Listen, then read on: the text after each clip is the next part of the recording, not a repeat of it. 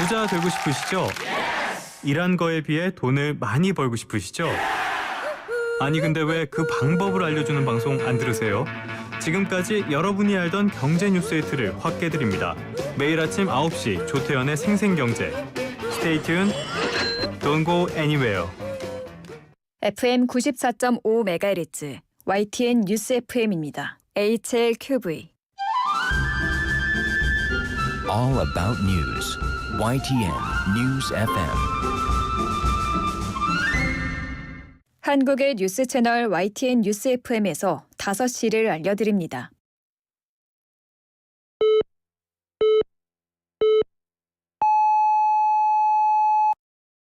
기사 넘어 세상을 전합니다. 신율의 뉴스 정면 승부. 지금 시작합니다.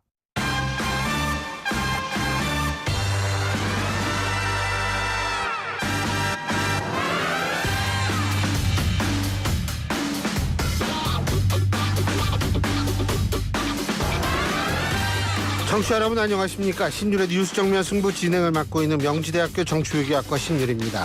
9호 태풍 종다리가 한반도를 향해서 북상하고 있습니다. 제주 먼바다에는 태풍 경보가 이미 내려졌고요. 오후 6시쯤에는 제주도에 근접해서 통과할 것으로 예보가 되고 있는데요. 태풍이 끌어올린 열기에 오늘도 서울은 36도까지 오르는 등 전국적으로 정말 무더위가 엄청나게 심해졌습니다. 하지만 태풍의 초근접으로 제주도는 오후부터 밤까지, 그리고 남부지방에는 오후부터 내일 아침까지 비가 집중되겠고요. 수도권 등 중부는 내일 오전부터 오후까지 강한 비가 집중될 것으로 전망되고 있습니다. 호우 대비 잘하셔야 될 것 같습니다. 특히 이 지하차도, 반지하 주택, 그리고 지하 주차장, 이런 취약 지역 여러분 오늘 각별히 주의하셔야 될 것으로 보이고요. 자, 어쨌든 준비만큼 중요한 예방책은 없습니다. 여러분도 만반의 대비책을 강구하시기 바라겠고요. 자, 오늘 저희가 준비한 소식을 말씀드리겠습니다. 2부에서는 국민의힘 조경태 의원 만나보고요. 3부에서는 더불어민주당 이현주 최고위원 스튜디오에 모시고 이재명 2개 체제에 대한 입장 들어보겠습니다. 4부에서는 정면 맞수다. 국민의힘 박용찬 영등포울 당협위원장, 더불어민주당 조기현 법률위 부위원장 두 분과 함께하겠습니다. 8월 20일 화요일 신율의 뉴스 정면 승부 지금부터 시작합니다.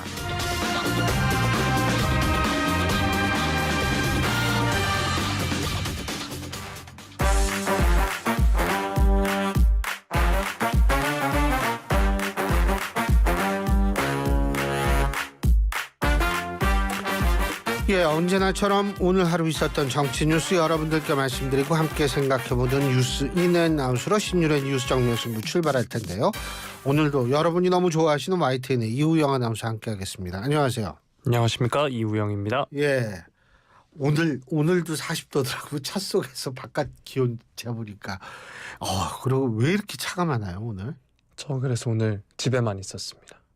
그게 또 다른 이웃을 도와주는 일이에요. 그럼요. 네. 네, 그럼요. 진짜 오늘 차 많더라고. 저 여기까지 오는데 엄청 시간 걸렸어요.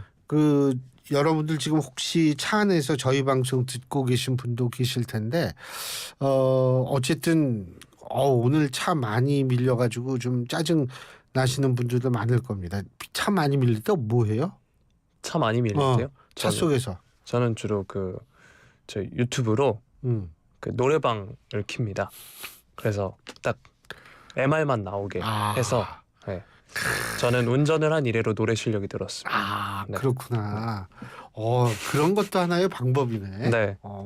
나는 그냥 물론 운전하실 때 가사를 보시면 안 되고요. 가사를 숙지한 정도의 그렇죠. 노래를 꼭 하셔야 됩니다. 네. 그렇죠. 네. 근데 그거 좋은 방법이다. 네. 여러분도 한번 시도해 보시죠. 네. 예, 유튜브로 이렇게 틀어가지고 네. 유튜브하고 블루투스로 이렇게 그 실내 오디오, 자동차 오디오하고 그쵸. 연결해가지고 네. 이제 그렇게 한다. 그거 좋은 거죠. 근데 유튜브로 또 볼 수 있는 게 하나 더 있죠. 뭐요? YTN FM이요.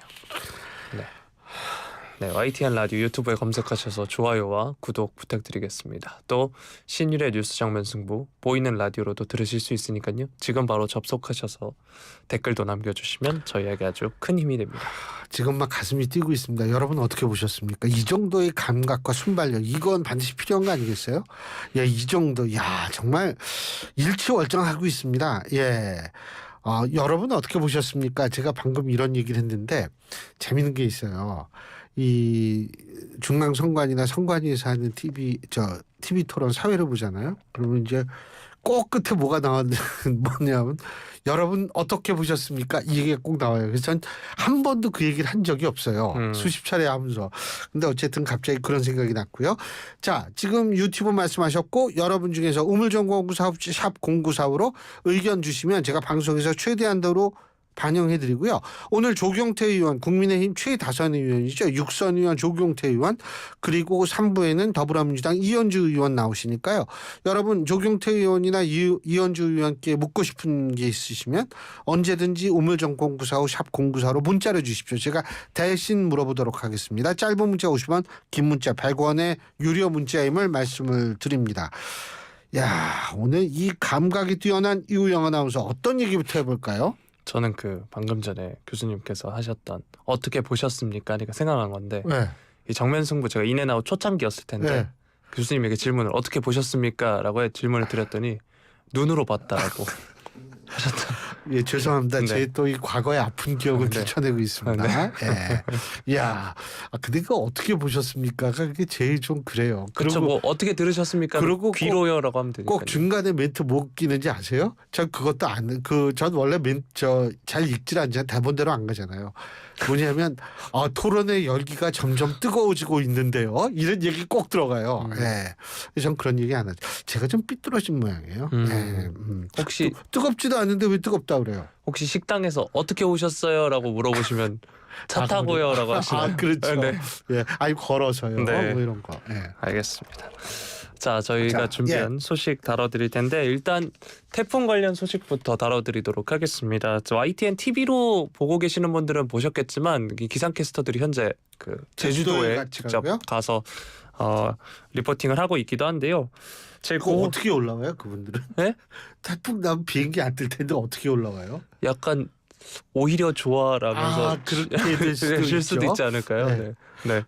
자, 제9호 태풍 종다리가 오늘부터 한반도에 직접적인 영향을 줍니다. 현재 서귀포 남서쪽 약 130km 부근 해상까지 북상했다고 하고요. 오후 5시 즈음에서 제주도 서쪽 해상 60km 부근을 지나면서 제주도에 최근접해 지날 것으로 지금 보이고 있습니다.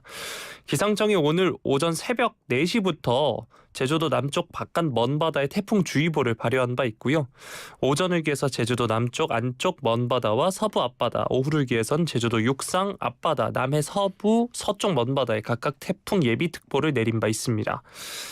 태풍의 직접 영향권에 드는 오늘 오후부터 밤 사이에는 돌풍과 천둥 번개를 동반한 시간당 30에서 50mm 안팎의 폭우가 쏟아질 것으로 예상을 하고 있습니다. 오는 21일까지 내일까지 예상 강수량은 30에서 80mm고요. 산지 등 많은 곳은 100mm 이상까지 내리는 곳이 있겠습니다. 열대 저압부가 통과하는 충청과 수도권 지역 일부에도 80mm 이상의 비가 내리겠다 이런 소식까지 전해지고 있는 상황이고요. 육해상 모두 바람이 강하게 불겠습니다. 오늘 오후부터 제주도에 최대 순간 풍속 초속 20에서 30m의 강풍이 불겠다는 예보도 올라와 있는 상황이고요. 태풍이 몰고 오는 뜨거운 열기로 공기도 무척 뜨겁습니다. 제주도의 경우는 32도까지 올라 있는 상황이고요. 제주도는 지금 37일 연속 열대야를 기록을 하고 있는 상황입니다. 가장 먼저 영향권에 드는 제주도의 경우에는 지금 모든 해안가 접근을 이제 도 차원에서 금지했다라고 하고요. 해안가 대피 명령을 발령을 한 상황입니다. 같은 시각 또 제주 서부 앞바다에 태풍주의보가 발효되는 데 따른 것으로 재난 및 안전관리법 제40조에 자치단체장은 재난 발생 우려 시 대피를 명할 수 있도록 하고 있는 상황이고요. 갯바위나 방파제, 어항시설, 연안 절벽 등 도내 해안가 전역에 대한 접근이 전면 금지가 되고요. 관광객, 낚시객, 체험객 등은 대피해야 합니다. 위반할 경우 재난 및 안전관리 기본법에 의해 200만 원 이하의 과태료가 부과됩니다. 이렇게 날씨가 안 좋을 때 오히려 더 스릴이 있다라고 생각하시는 분들이 정말 간혹가다 있는데 아유, 큰일 날 짓이죠. 네, 절대 하시면 안 된다는 점 다시 한번 2번 강조해서 드리고요. 태풍이 지나가기 전까지가 사실 가장 위험한 상황이라고 합니다. 간판이 날아갈 정도의 강한 바람이 부는 만큼 태풍이 지나갈 때는 바깥 활동은 정말 자제해 주셔야 되는데요. 이 소식 뉴스인 부탁드리겠습니다. 근데 이번 태풍이 뭐 그렇게 대형 태풍은 아니라 그러잖아요. 근데 그럼에도 불구하고 조심을 해야 되고, 근데 더 조심해야 될 게 뭐냐면, 자, 이제 태풍이 내륙으로 들어오면서 열대 저압으로 바뀌었다. 야, 이제 뭐 태풍이고 뭐 아니네. 근데 사실은 일본 같은 세계적 사례를 보면 열대 저압부가 지나갈 때 오히려 더 큰 피해, 인명 피해도 발생하는 경우가 있었다라는 얘기가 있거든요. 그러니까 이게 태풍이 열대 저압부로 바뀌었다. 야, 태풍 끝이다. 이렇게 생각하시면 안 되고요.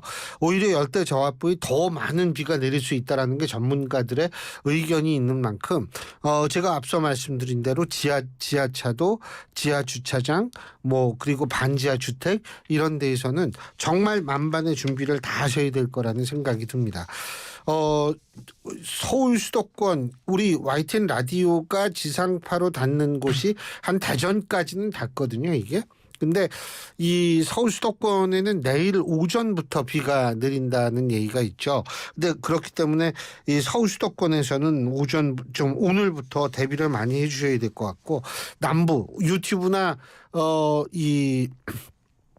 그 휴대폰 앱으로 저희 YTN 라디오 들으시는 분들 같은 경우에는 특히 남부지방에 계신 분들은 특히 오늘 밤에 상당히 좀 만반의 준비를 하셔야 될 거라는 생각이 듭니다. 근데 그 올해가 태풍이 생각보다 적게 발생했다는 거예요. 근데 이게 빈도수를 따지면은 8월하고 9월에 태풍이 집중적으로 발생하는데 8월 달에 태풍, 지금 8월이잖아요. 지금까지 태풍이 상대적으로 적게 발생을 했으면 9월 달에 많이 발생할 가능성이 있다는 거고, 그리고 우리가 과거 사례를 보면 가을 태풍 때 피해가 더 컸거든요.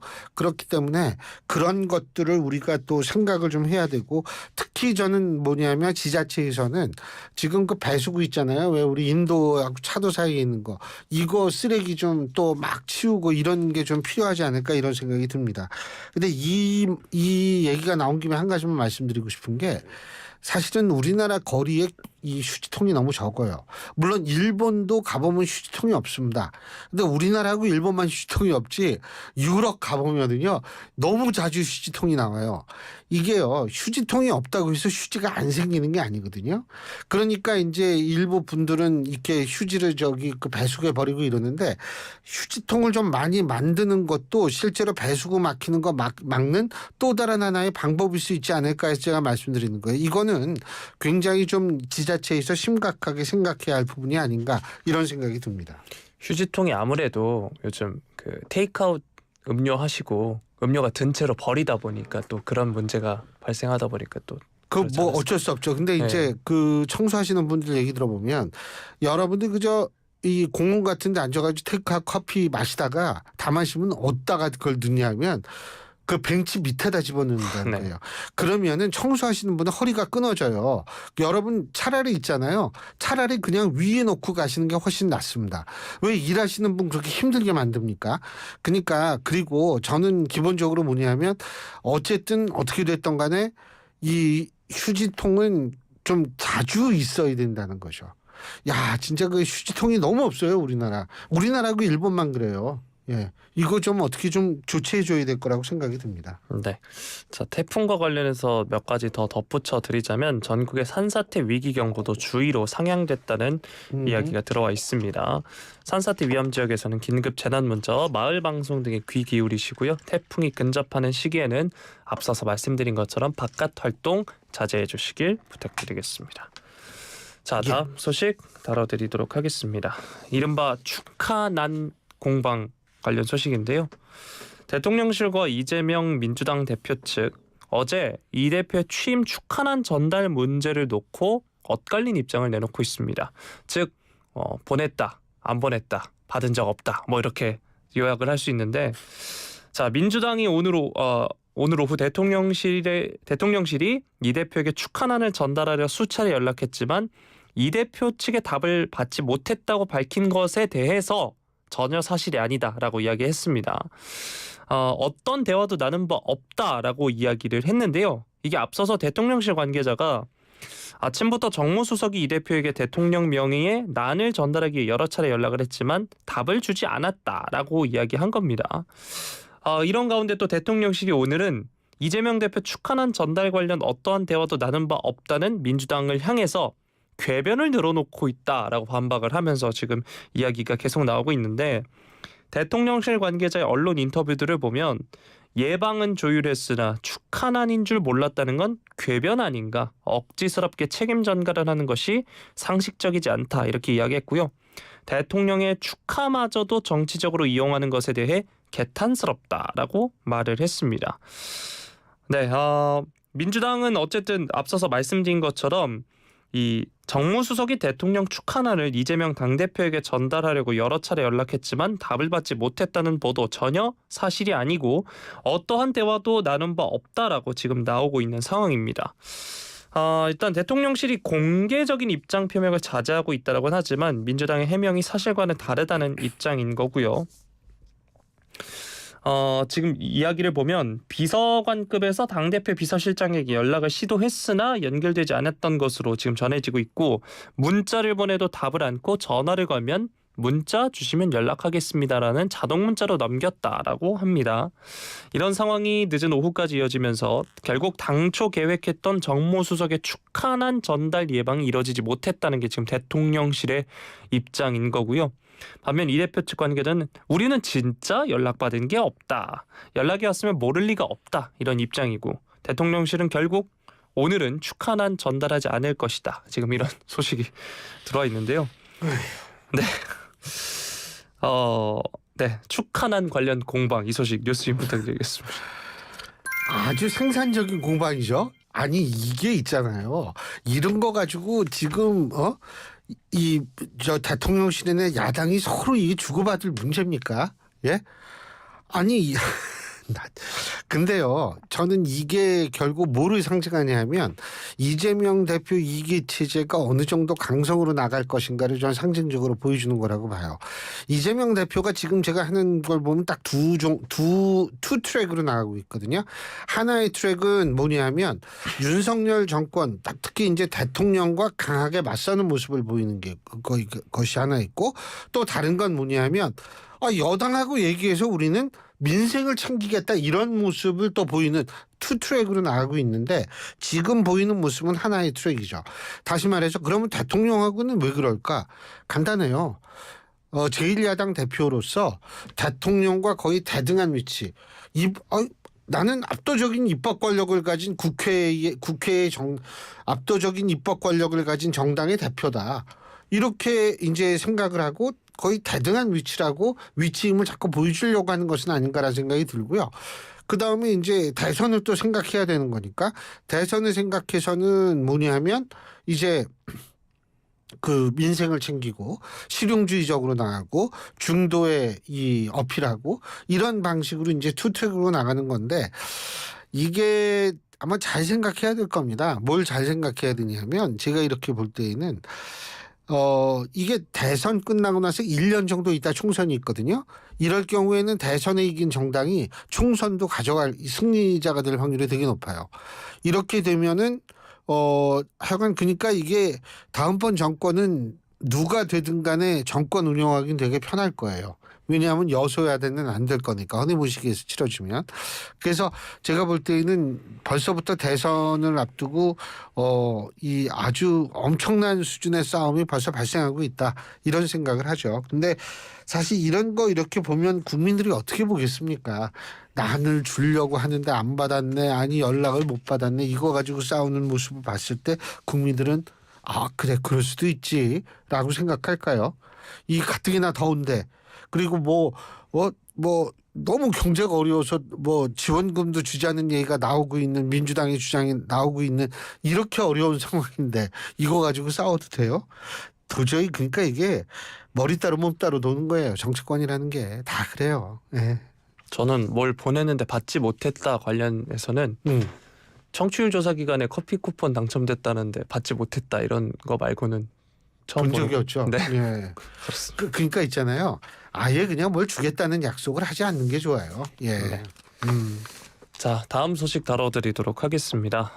오늘 새벽이었죠. 북한군 병사 1명이 군사 분계선을 넘어 우리 쪽으로 귀순했다는 소식 전해졌습니다. 강원도 고성 지역에서 군사 분계선을 넘어 귀순한 것으로 확인이 되고 있습니다. 우리 군은 해당 인원이 이 군사 분계선 이북에서 남쪽으로 내려올 때부터 추적 감시하면서 정상적으로 귀순 유도 작전을 진행해 신병을 확보했다 밝혔습니다. 고성 동해선 인근 오솔길을 따라 걸어서 우리 육군 22사단 작전 지역으로 넘어온 것으로 지금 알려지고 있고요. 귀순 당시 군복을 입고 있었고 계급은 하사인 것으로 전해지고 있습니다. 북한 군인의 남하 과정과 귀순 동기 등에 대해서는 현재 관계 기관에서 조사 중이라고 하고요. 현재까지는 북한군의 특이 동향은 없는 것으로 지금 전해지고 있습니다. 북한의 군인이 군사 분계선을 넘어서 귀순한 건 올해 들어 처음입니다. 물론 지난 8일에 북한 주민 한 명이 한강 하구 남 중립수역을 걸어서 넘어와서 우리 측에 귀순한 바는 있었죠. 이번 귀순을 두고 우리 군이 현재 전면 시행 중인 대북 확성기 방송에 영향을 받은 것 아니냐 이런 관측이 나오고 있는 상황입니다. 북한군이 최근 수개월간 비무장지대 일대에서 강행하고 있는 지뢰 매설, 방벽 설치 등의 무리한 작업과도 연관이 있어 보인다라는 이야기가 나오고 있고요. 실제 귀순자가 넘어온 지역의 DMZ 북측에서 북한군이 지뢰 매설과 불모지 조성 작업을 진행 중이었는데 우리 군은 작업하는 북한군이 두를 수 있게 대북 확성기를 가동하고 있었다고 합니다. 그런데 이 22사단 지난 2020년 월책 귀순과 2020년 귀순했던 남성이 다시 2022년 다시 월북한 사례 등 경계가 뚫려 논란을 빚은 바 있었습니다. 군 관계자에 따르면 이번에는 정상적으로 작전에 성공했다라고 강조를 했는데요. 이 소식 뉴스인 부탁드리겠습니다. 저는 사실 좀 심상치 않다라고는 봐요. 이게 얼마 전에도 이 걸어서 귀순한 분이 계셨죠. 근데 이게 지금 계속 사실 이게 육로로 귀순한다라는 거는 엄청난 각오를 하지 않으면 안 되는 부분이거든요. 그래서 물론 이제 중국 뭐 제3국을 통해서 탈북하시는 분들도 마찬가지지만 특히 이 휴전선을 건너거나 이렇게 된 건 이거는 굉장히 더 좀 위험한 그런 상황인데 제가 이거 심상치 않게 보는 이유가 이렇게 요새 북한을 탈출하는 이 주민들이 많아지는 것 저는 크게 세 가지 이유라고 생각을 해요. 첫째는 뭐냐면 뭐 확성기 이거 오늘 넘어온 병사는 확성기 방송의 가청권 내에 있는 부대에 근무했을 가능성이 높다는 얘기가 있죠. 뭐 그러니까 확성기 방송에 영향이 될 수도 있고 두 번째는 뭐냐면 그 수해 문제 있지 않습니까? 북한의 수해로 해서 엄청난 인명피해가 발생했다라는 그런 보도가 계속 이어지고 있는데 뭐 그것과 관련이 돼 있는 그럴 수도 있는 거고 또 하나는 전 뭐냐면 휴전선 일대에 지금 북한이 지뢰 매설하고 장벽을 건설하고 있잖아요. 근데 이 과정에서 상당수의 병사가 또 사망하는 그런 사건도 발생을 하고 있는데 북한은 쉬쉬하고 있고 그런데 그게 발 없는 말이 천리 간다고 쉬쉬한다고 그게 모르겠습니까? 이런 것들이 저는 겹쳤다고 생각하는데 이게 직접적인 이유예요. 근데 실제로 근본적으로 제가 이걸 주목하는 것은 왜 그러냐면 자 북한이 어느 정도 먹고 살 수 있고 그렇다면은 아무리 확성기 방송으로 해도 넘을 이유는 없겠죠. 그리고 아니 수해가 났다고 해서 우리나라 사람들이 뭐 딴 데 갑니까? 그렇지 않지 않습니까? 그리고 예를 들면 지뢰 장벽 이 문제는 말할 것도 없고요. 이 얘기는 뭐냐면 북한의 김정은 체제가 지금 제가 볼 때는 상당히 흔들리고 있다라는 생각을 할 수밖에 없다라는 생각을 가져요. 그러니까 이 북한 체제가 굉장히 지금 점점 취약해지고 있으니까 그 취약하니까 내려온다라기보다는 취약하기 때문에 모든 게 엉망으로 돌아가기 때문에 거기에서 더 이상 살 수가 없기 때문에 넘어온다라고 해석하는 거 훨씬 맞거든요.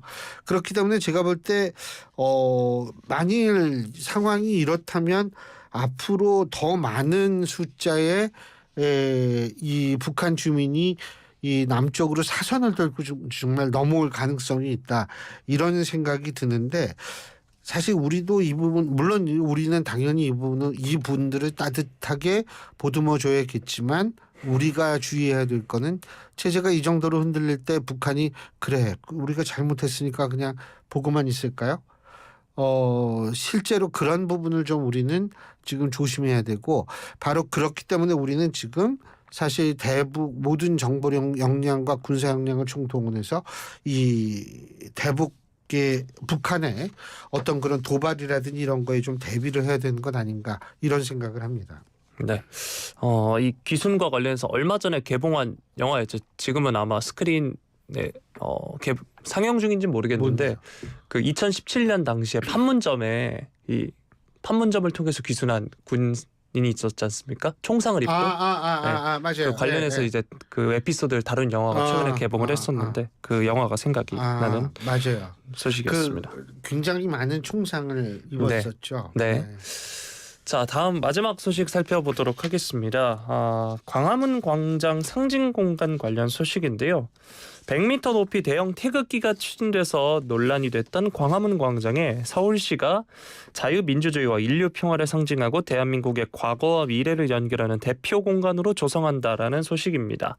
이곳에는 6.25 전쟁 참전 용사 등을 기리는 국가 상징 공간이 들어선 전망이라고 하는데요. 이 같은 대한민국의 정체성을 담을 공간이 필요하다는 게 서울시 입장인데 당초 태극기라는 형식뿐 아니라 국가주의적 설계에 대한 문제제기가 있었던 만큼 비판은 또 계속 있는 것으로 보입니다. 앞서 지난 6월 25일에 광화문 광장 국가상징공간 조성 계획을 서울시가 발표를 했고요.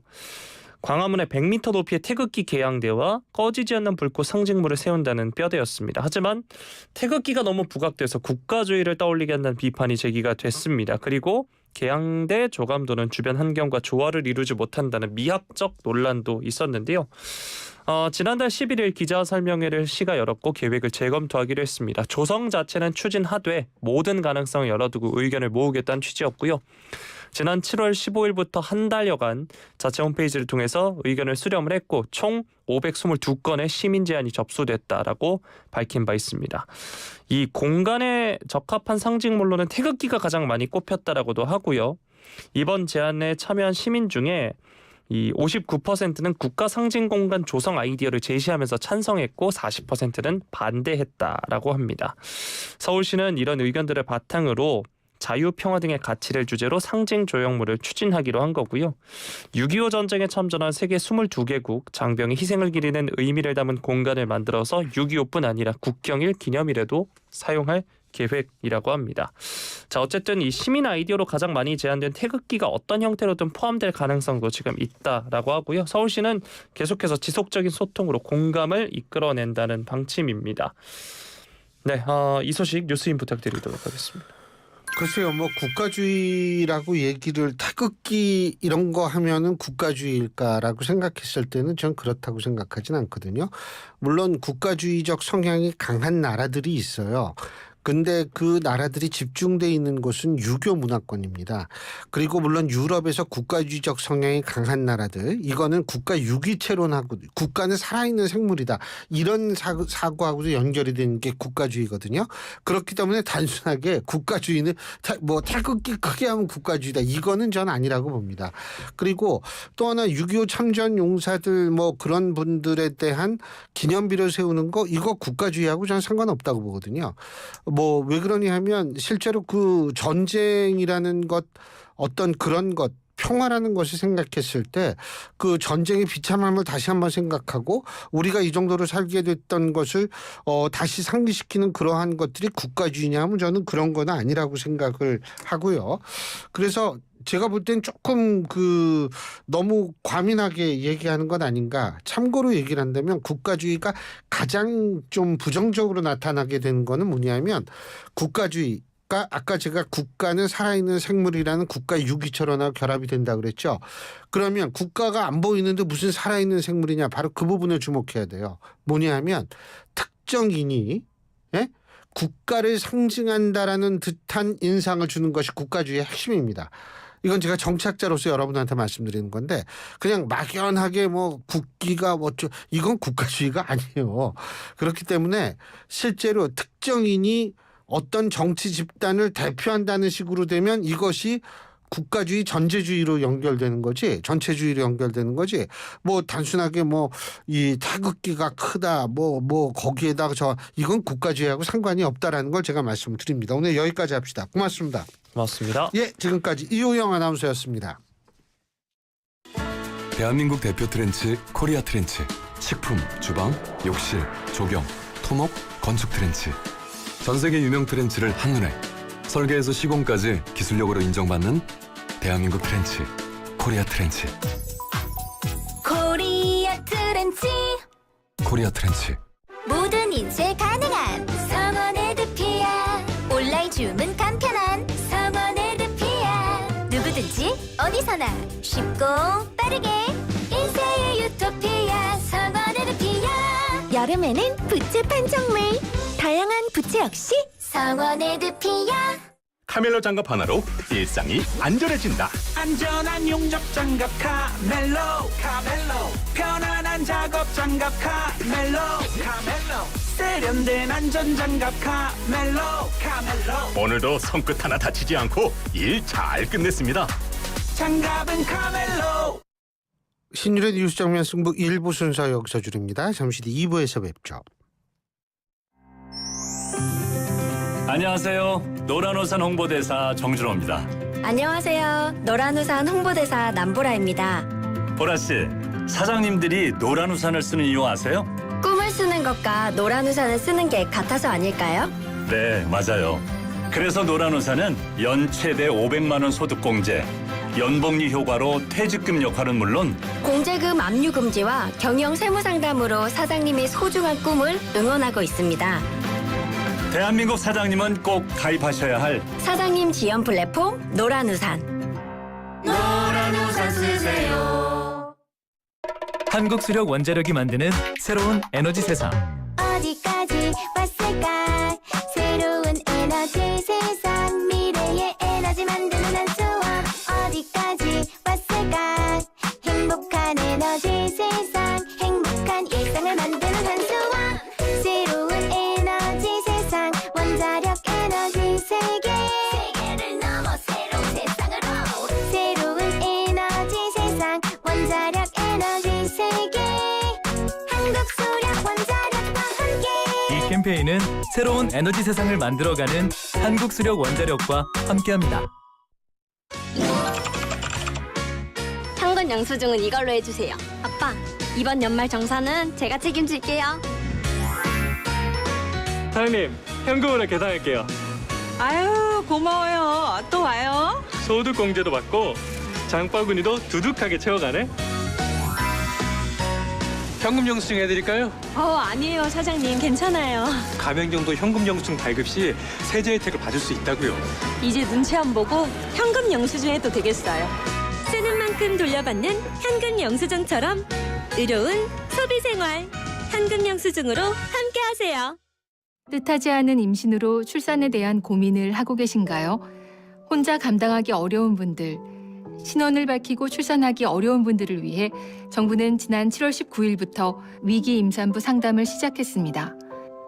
위기 임산부 통합 상담 전화 1308로 전화 주세요. 24시간 전국 어디서나 가까운 상담기관에서 맞춤형으로 상담받으실 수 있습니다. 비밀은 철저히 보장됩니다. 위기 임산부 상담 전화 1308 꼭 기억해 주세요. 정부는 우리의 소중한 아이와 임산부를 위해 최선을 다하겠습니다. 보건복지부. 찾아가는 경기도 돌봄의료센터입니다. 진짜 오셨네요. 의사가 설마 와주실까 했는데. 배달 일을 하다가 사고로 거동이 어려워지신 김성규님. 병원까지 못 오셔서 병원이 찾아왔습니다. 의사와 간호사, 사회복지사가 한 팀이 되어 진료와 치료는 물론 식사, 복지 서비스까지 연결해드렸는데요. 김성규님, 좀 나아지셨나요? 그럼요. 집에서 병원처럼 치료받는데. 아파서 움직일 수 없다면 병원이 움직여야 합니다. 거동이 불편한 경기도민 누구나 찾아가는 경기도 돌봄의료센터 031-120에 문의하세요. 경기도. 아침 출근길엔 신나는 배승희의 뉴스 파이팅이 있다면 퇴근길엔 뭘 들으면 좋을까요? 오후 5시부터 7시까지 이슈를 콕콕 찍어주는 신율의 뉴스 정면 승부 꼭 한번 들어보세요.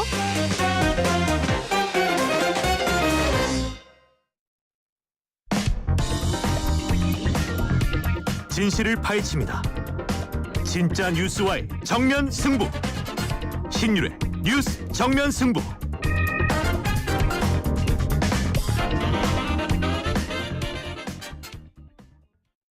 대한민국 국가대표 여러분, 수고하셨습니다. 파리올림픽을 준비하며 매일 밤낮으로 흘린 땀방울을 베스트 슬립은 알고 있습니다. 최고의 수면이 최고의 플레이로 이어지도록 앞으로도 베스트 슬립이 함께하겠습니다. 대한민국 국가대표 공식 침대 매트리스 베스트 슬립. 골프용품 살 땐 딜팡! 딜팡 골프용품은 딜팡 할인 터져 팡팡 딜팡 골프용품은 딜팡. 신규 가입 후 첫 구매 시 인기 골프용품이 단돈 100원부터 지금 검색하세요. 딜팡 코인딜. 오늘을 기록하는 소리, 내일을 준비하는 소리, 그리고 인생을 돌아보는 소리. 모두의 성장을 고민하는 브랜드 오럼, 오래도록 가치 있는 평생 소장품을 만듭니다. 당신의 이야기가 완성되는 곳. 신율의 뉴스 정면 승부 2부 시작합니다. 오늘 2부에 만나볼 분은 국민의힘 최다선 의원이시죠. 조경태 의원입니다. 지금 전화 연결돼 있습니다. 의원님 안녕하세요. 네, 안녕하세요. 조경태입니다. 예, 의원님은 휴가 가실 필요는 없죠. 왜냐하면 지역구가 부산이시니까. 아, 네네. 너무나 많이 덥습니다. 네. 너무 더워요. 예. 네네. 우리 분께서도 더운 여름을 잘 나셨으면 좋겠습니다. 예. 네네. 조 의원님, 우선 뭐 다른 당 얘기부터 잠깐 여쭤볼까요? 그 민주당 전당대회 보시면서 어떤 생각 드셨어요?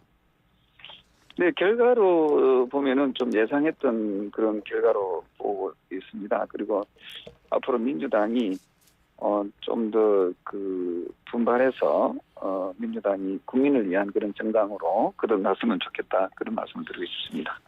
예상했던 결과다 이런 말씀하셨는데 그럼 정봉주 전 의원의 낙선도 예상하셨어요?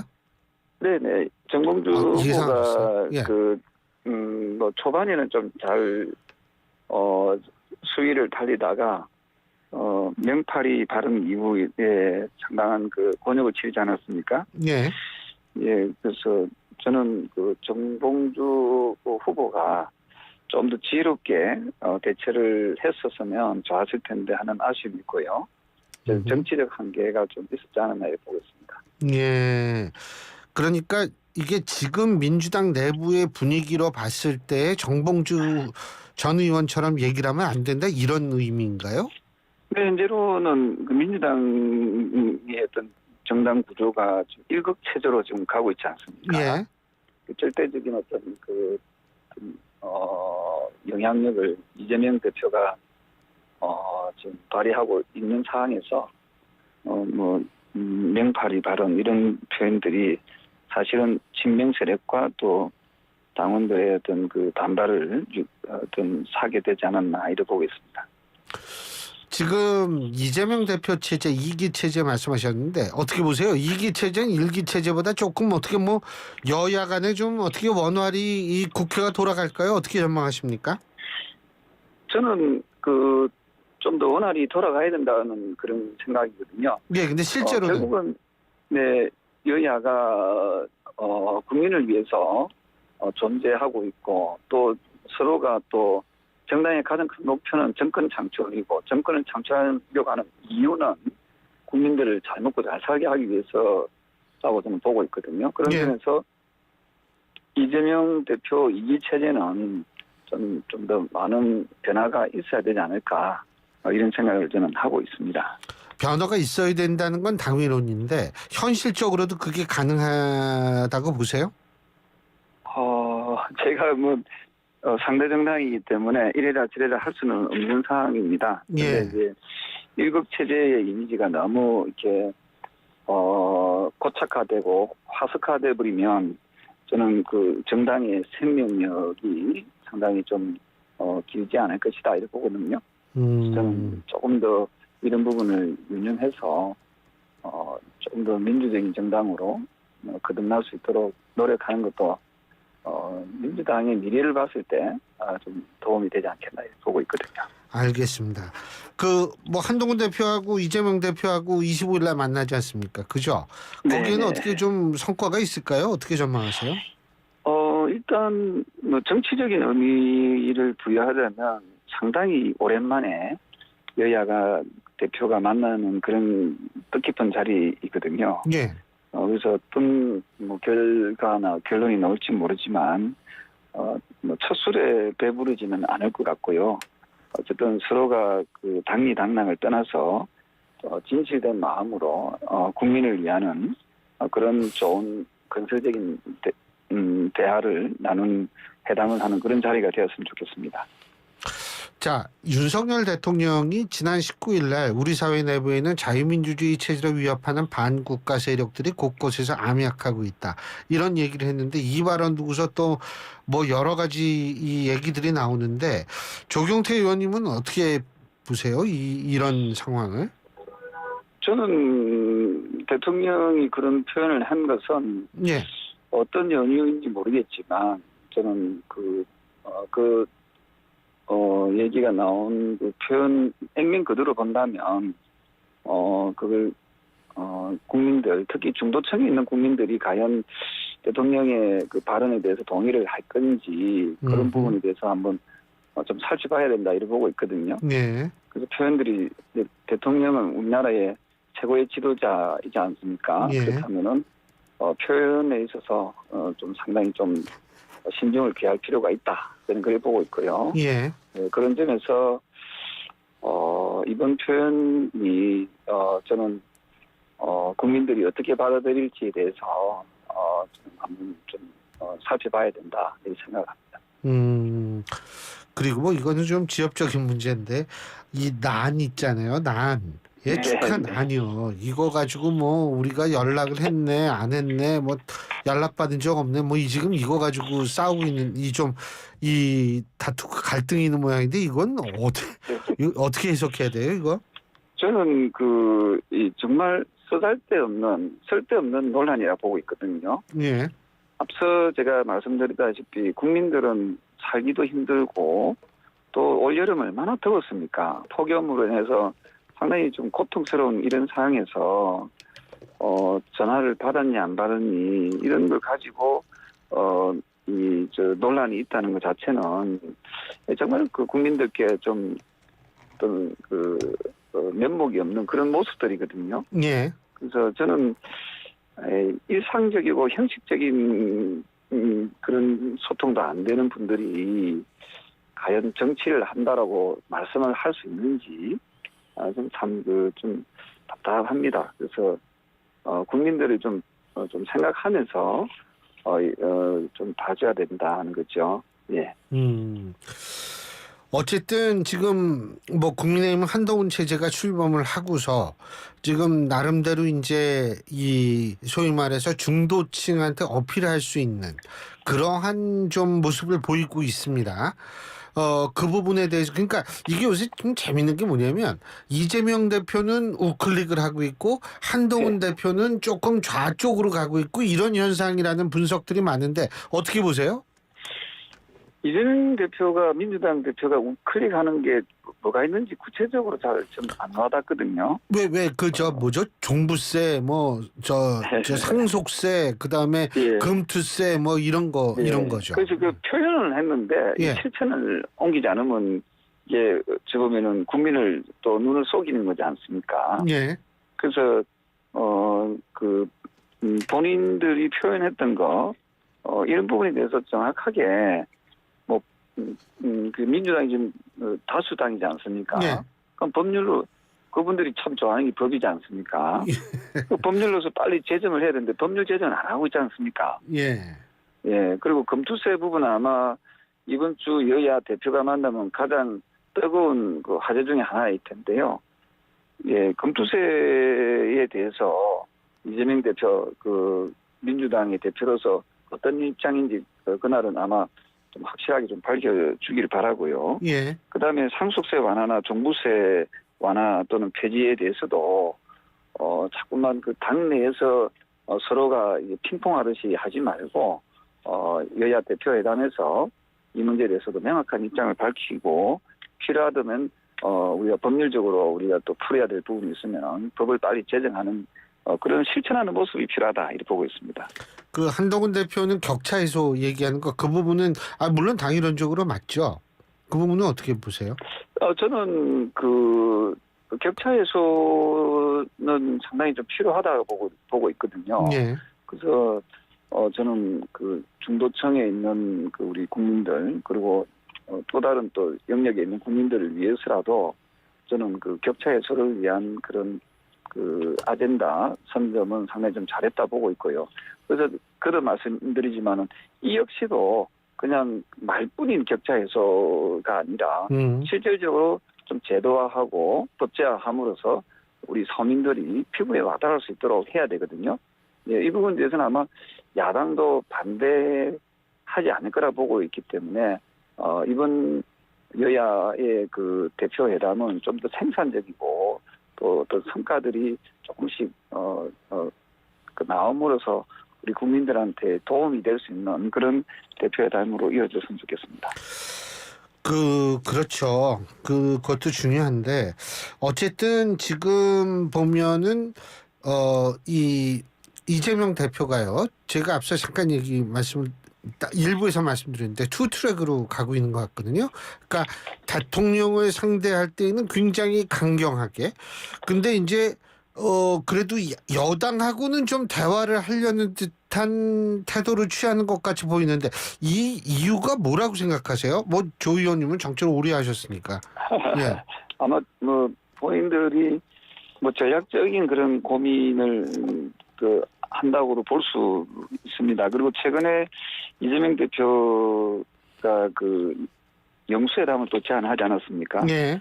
그 지난번에 영수회담은 사실은 어떤 의미가 크게 없는 그냥 한번 만났다는 것에 불과하지 않았습니까? 예. 그래서 자꾸만 그 영수회담, 그러니까 생산성이 떨어지는 영수회담은 저는 조금 피했으면 좋겠고요. 다만 이번 기회에 그 여당 대표, 야당 대표, 대통령 이렇게 3자가 만나는 그 회담도 좀 의미가 있다 이렇게 보고 있거든요. 정리해봐요. 네, 과거에 문재인 대통령도 그런 방식으로 여야 대표들을 만났기 때문에 이번에 여야 영수회담으로 로만 이렇게 하지 말고 3자가 만나는 대통령과 여당, 야당 대표가 만나는 그런 회담도 저는 의미 있는 회담이지 않을까 합니다. 그래서 자꾸 영수회담을 가지고 정치적으로 서로가 이게 정치적인 어떤 자기 주장만 하다가 끝낼 것이 아니라 실질적으로 국민들께 도움될 수 있는 그런 어떤 결과물들을 만들어내는 것이 저는 대단히 중요하다 이렇게 보고 있습니다. 그런데 대통령실은 국회 정상화가 먼저다 이런 입장 아니겠어요? 현재로서는 그러니까 영수회담에 대한 부분에 대해서는 좀 부담스러운 부분이 없지 않아 있는 것 같거든요. 왜 부담스럽죠? 지난번에 만났을 때 그때 막 갑자기 자신들이 할 이야기만 하고 끝내지 않았습니까? 그 상당히 말씀을 많이 하셨던데요. 예. 야당 대표께서 그거는 별 의미가 없지 않겠습니까? 어떤 자기 주장만 하는 그런 회담이나 대화는 일방적인 회담이고 대화이기 때문에 저는 그런 회담은 뭐 한 번 하나, 두 번 하나, 세 번 하나 별반 차이가 없을 거라고 보고 있고요. 그래서 이번에는 조금 어떤 형식을 좀 바꿔서 여당 대표, 야당 대표, 그다음에 대통령이 만나는 그런 회담은 좀 한 번쯤 추진할 수 있지 않을까 이렇게 보고 있습니다. 그러니까 지난번 1차 회담 때 너무 좀 안 좋은 기억이 많다 이 말씀이신 거죠, 그죠? 국민들이 다 그렇게 느끼시는 것 같거든요. 국민들께서 그때 영수회담에 대한 기대를 사실 많이 했지 않습니까? 네, 하고 났는데 이 빈손으로 이게 돌아오는 그런 느낌. 그래서 일방적으로 요구하는 조건을 다한 그런 이런 영수회담이 과연 제대로 된 영수회담인가 하는 그런 그 당시에 비판이 많이 있었거든요.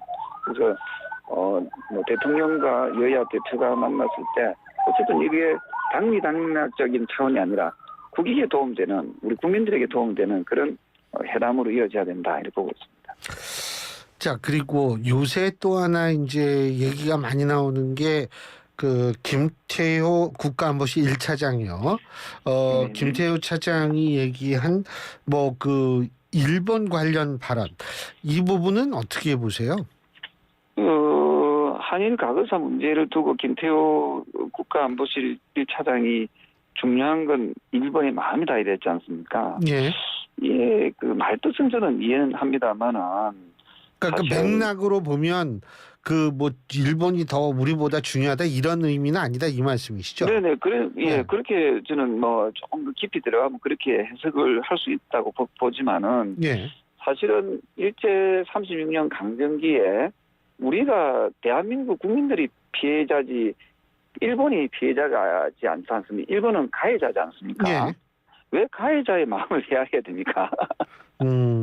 여기서 또 국민들이 또 분노할 수밖에 없는 그런 대목이거든요. 예. 그래서 이 공직에 계시는 분들, 특히 이 안보 파트에 있는 분들은 그 한일 관계에서의 그 가거사 부분을 얘기할 때는 상당히 그 좀 신중을 기해야 되지 않을까 저는 그런 생각을 합니다.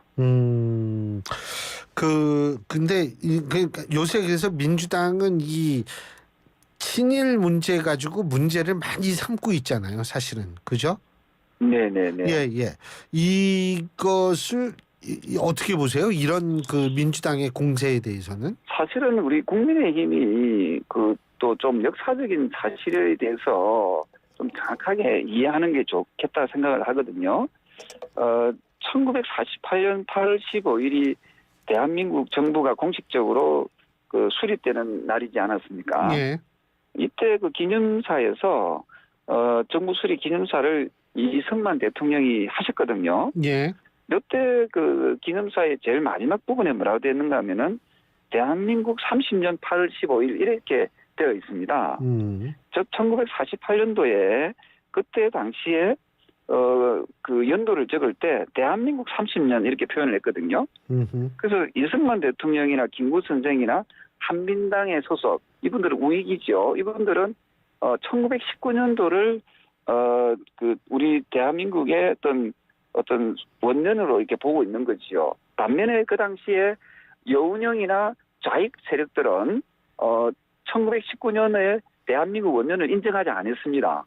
이걸 우리가 역사적으로 조금 더 공부해야 된다, 사실을 알아야 된다 이런 입장이거든요. 예, 그래서 저는 이 한일 관계에 있어서 특히 일제 36년간 강점기에 있었던 그 당시를 우리는 잊지 말아야 되고요. 그때 당시에 민족 지도자들의 그 정신, 그 정신을 우리는 꼭 그 개성해 나가는 그런 정치인이 돼야 되지 않을까 이렇게 생각을 합니다. 그리고 한 가지만 더 여쭙는 게 요새 민주당 보면은요. 고 김대중 전 대통령의 정신을 자주 언급을 하거든요. 물론 김대중 전 대통령의 이 서거 15주기가 얼마 전에 지나간 이유도 분명히 있습니다만 이렇게 자꾸 강조하는 거는 어떻게 보세요?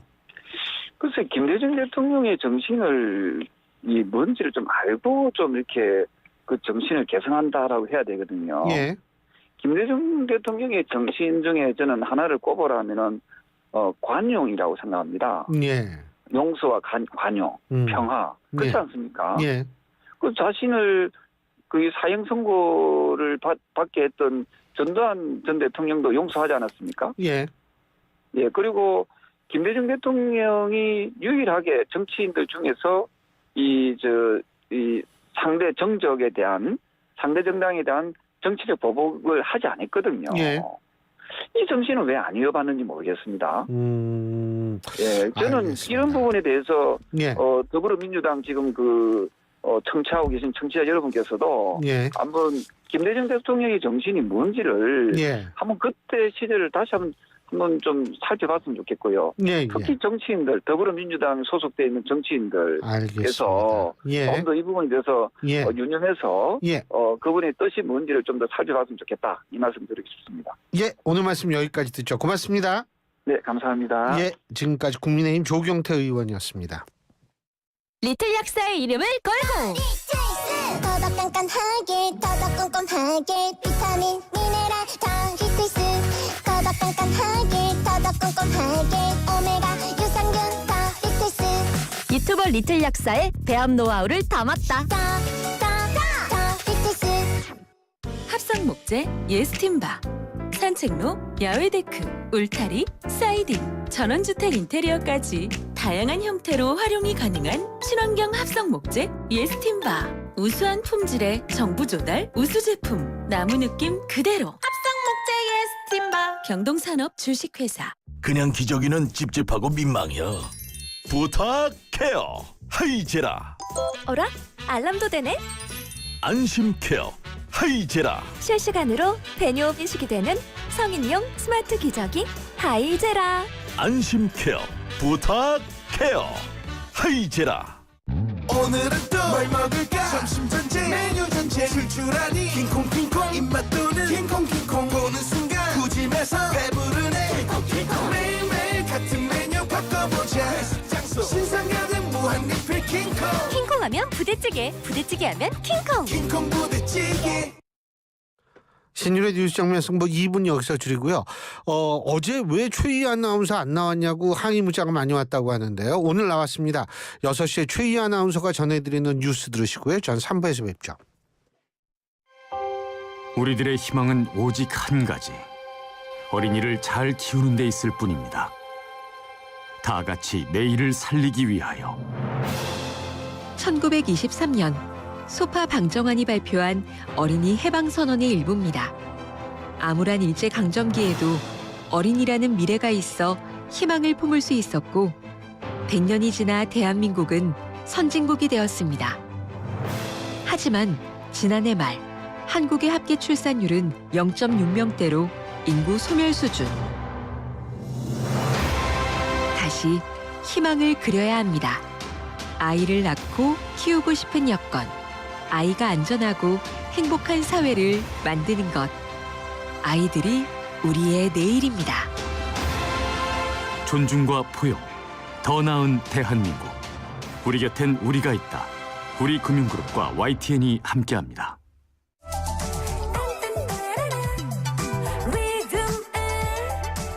안녕하세요. 가수 솔비입니다. 더위 피해 휴가 떠나는 분들 많으시죠? 즐거운 여행길 되시라고 휴가철 안전운전 수칙 알려드릴게요. 휴가철에는 장거리 운전이 늘어나다 보니 교통사고 발생률도 평상시보다 6% 이상 증가하는데요. 출발 전 차량 상태 체크 중요합니다. 타이어 손상은 없는지, 공기압은 적정한지 살피고요. 차 안에서 전 좌석 안전띠 착용 필수인 거 아시죠? 장거리 운전에 필요하다면 휴게소나 졸음쉼터에서 쉬어가시는 것도 잊지 마시고요. 고속도로 갓길 운전은 절대 안 됩니다. 기본을 지키는 운전이 우리의 생명을 지킨다는 사실 꼭 기억해 주세요. 교통안전 1분 톡. 국토교통부와 한국교통안전공단이 함께합니다. 속도를 줄이면 사람이 보입니다. 제10회 화성송산 포도축제. 올해 10주년을 맞은 화성송산 포도축제가 9월 7일 토요일부터 9월 8일 일요일까지 이틀간 화성 궁평항에서 열립니다. 새콤달콤 송산포도를 맛보고 즐기는 시간. 화성송산 포도축제에서 만나요. 이 캠페인은 100만 화성시와 함께합니다. 지금 시각은 5시 57분입니다. YTN News FM. 삼성과 함께하는 YTN 라디오 57분 날씨와 교통정보입니다. 장마 다음은 소나기, 이제는 태풍입니다. 현재 태풍 종다리가 제주 서귀포 서쪽 약 100km 해상에서 다가오고 있는데요. 제주에서는 비가 내리고 있고 자정쯤엔 목포 앞바다까지 올라오겠습니다. 내일 아침에는 강원도 속초까지 이동하겠고요. 현재 제주와 전남 남해안, 제주 해상엔 태풍특보가 내려져 있습니다. 뿐만 아니라 내륙에서도 소나기가 내리고 있습니다. 청주와 대전, 안동 등에서 빗방울 떨어지고 있습니다. 사고 소식 전해드립니다. 고속도로 위로 3건 들어왔는데 영동고속도로 강릉 방향 안산 분기점 1차로에서 사고 처리 중입니다. 인천 방향은 북수원에서 반월터널 구간 11km 정도 밀리고 있습니다. 중부고속도로 하남 방향 오창 분기점 1차로에서도 사고 수습 중이고 주변 4km 정도 밀립니다. 청주 영덕고속도로 청주 방향 동청송 영양부근 1차로와 2차로에서도 사고 처리하고 있습니다. 분당 수서로 청담대교 방향 복정에서 탄천 1교 구간 11km 정도 밀리고 있습니다. 15분 정도 예상하셔야겠습니다. YTN 라디오 57분 날씨와 교통정보였습니다.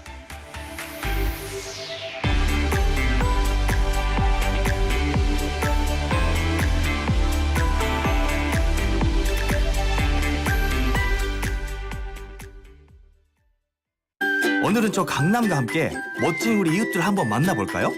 바쁘니까 부지런히 해야죠.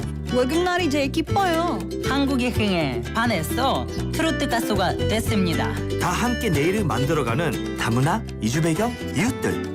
우리는 모두 우리입니다. 공익광고협의회. FM 94.5MHz YTN 뉴스 FM입니다. HLQV.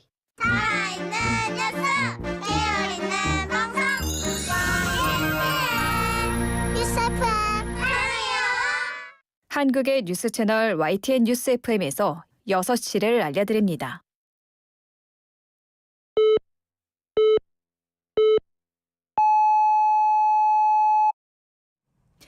YTN 뉴스 FM 6시 뉴스입니다. 이 시간은 YTN 제공입니다. 국민의힘은 오는 25일로 예정된 한동훈 대표와 더불어민주당 이재명 대표 간 회담의 모든 과정을 공개로 진행하자는 뜻을 전했습니다. 박정하 당대표 비서실장은 기자들과 만나 회담이 굉장히 오랜만이고 국민에 빨리 결과를 드려야 한다며 민주당이 동의하면 처음부터 끝까지 다 공개하면 어떨지 제안하려 한다며 이같이 말했습니다. 이어 회담 의제로는 정쟁정치 중단 선언과 민생회복, 국회의원 특권을 내려놓는 정치개혁 협의체 상설화 등의 제안 가능성을 언급했습니다. 더불어민주당은 방송사법과 노란봉투법, 민생회복지원금 지급을 위한 특별법 등 윤석열 대통령이 거부권을 행사한 6개 법안을 오는 28일 본회의에서 재표결하는 방안을 검토하고 있습니다. 노종면 원내대변인은 기자들과 만나 28일 본회의에서 이른바 구하라법으로 불리는 민법 개정안 등 비쟁점 법안과 함께 거부권 법안 재의결이 추진될 가능성이 있다고 밝혔습니다.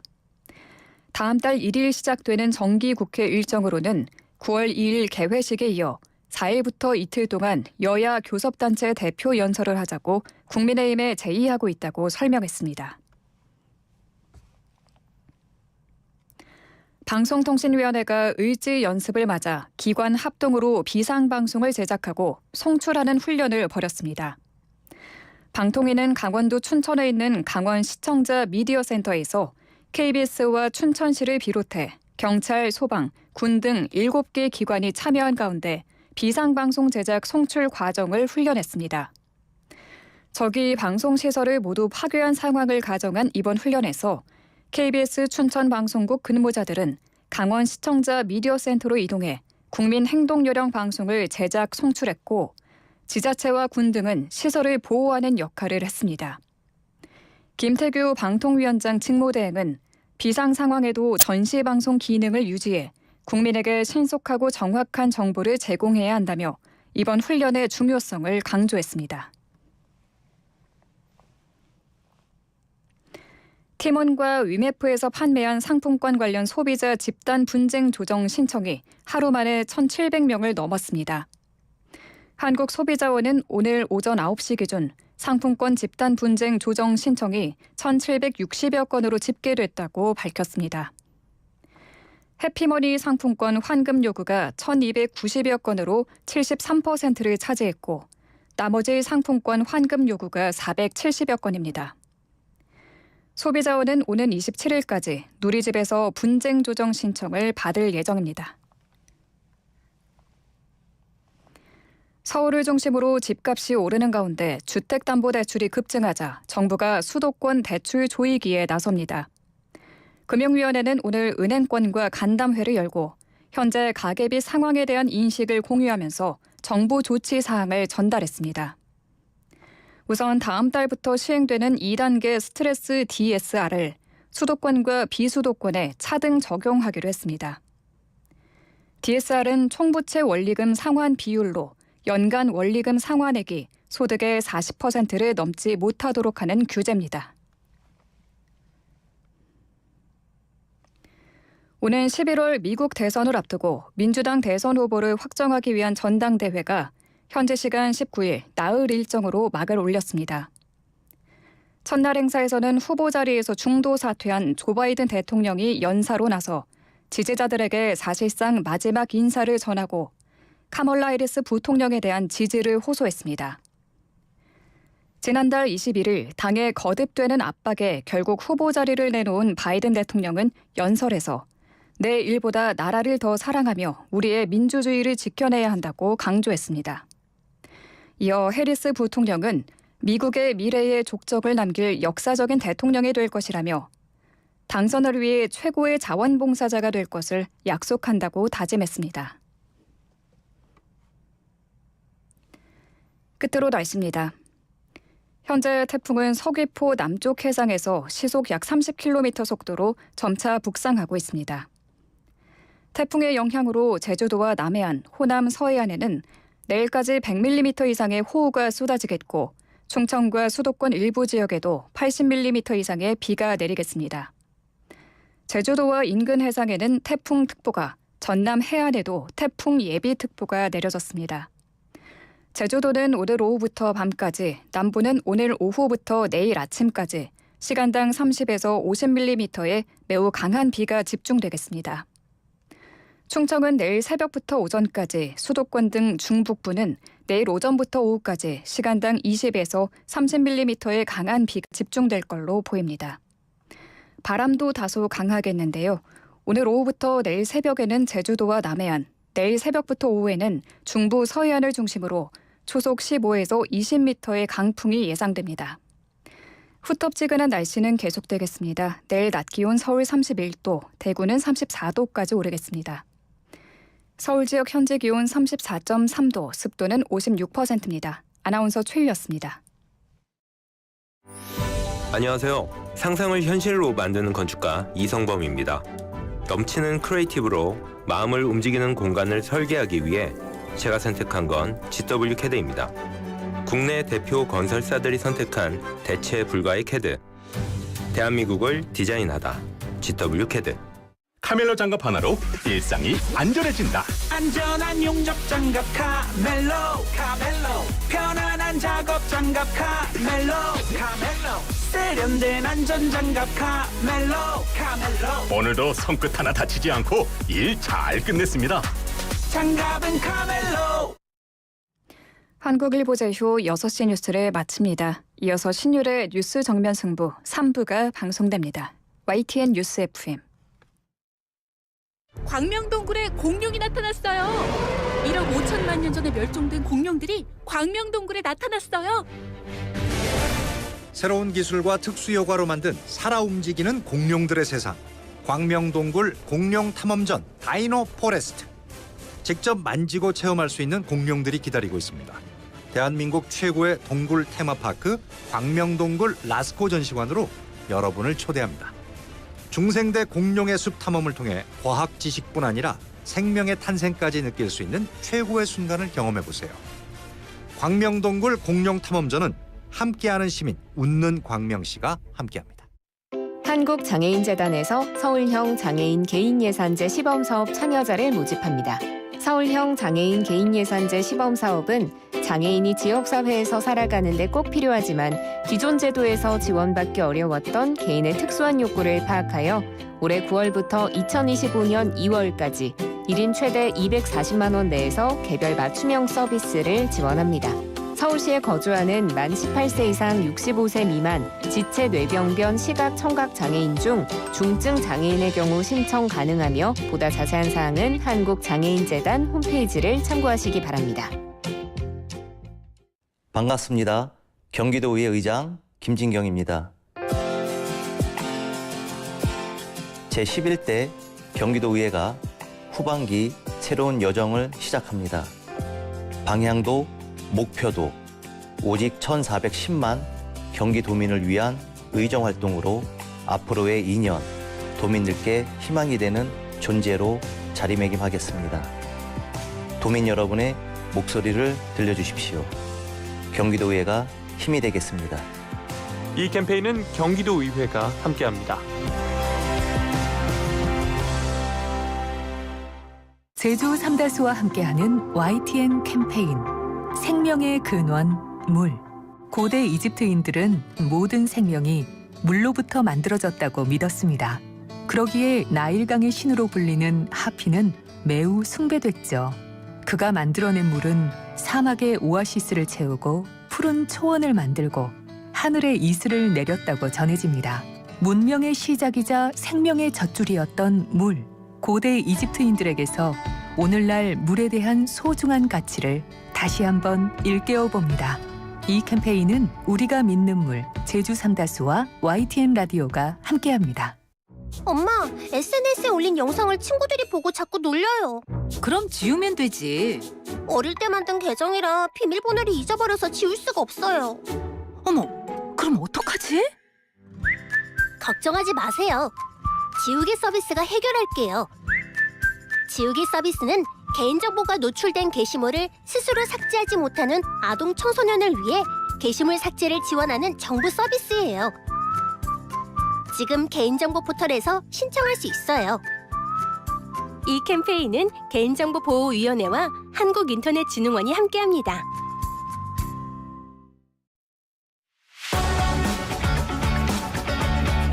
치우치지 않은 공정함에 깊이 있는 분석을 더했습니다. 신율의 뉴스 정면 승부.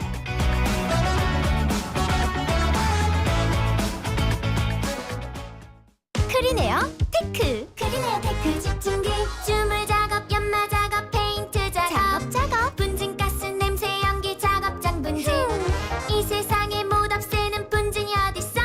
크리네어 테크 기술력이 끝내줍니다. 크리네어 테크. 크리네어 테크 집중기. 당신은 아마 아직 모를 거야. 장기 렌트 숨은 강자 아마존 테크. 아마 믿지 못할 거야. 합리적인 이 가격을 아마존 카. 장기 렌트의 숨은 강자 홈페이지에서 실시간으로 확인해보세요. 아마존 카. 안전화가 이렇게 편해도 돼요? 나도 모르게 집에까지 신고 간다니까요. 우린 발이 건강해야 하니까 안전화 아무거나 못 신어요. 내가 안전해야 가족이 안심하지. 그래서 난 꼭 집엔만 신어. 집엔 안전함을 구십하는 확실한 이유가 있다. 생각의 차이가 만드는 가치 집엔. 집엔 안전화. 모든 인쇄 가능한 서머네드피아. 온라인 주문 간편한 서머네드피아. 누구든지 어디서나 쉽고 빠르게 인쇄의 유토피아 서머네드피아. 여름에는 부채 판촉물. 다양한 부채 역시 서머네드피아. 골프용품 살 땐 딜팡! 딜팡 골프용품은 딜팡 할인 터져 팡팡. 딜팡 골프용품은 딜팡. 신규 가입 후 첫 구매 시 인기 골프용품이 단돈 100원부터 지금 검색하세요. 딜팡 코인딜. 오늘은 또 뭘 먹을까? 점심 전쟁 메뉴 전쟁 출출하니 킹콩 입맛 도는 킹콩 보는 순간 푸짐해서 배부르네. 킹콩 매일매일 같은 메뉴 바꿔보자. 회식 장소 신상가는 무한 리필 킹콩 하면 부대찌개 하면 킹콩 부대찌개.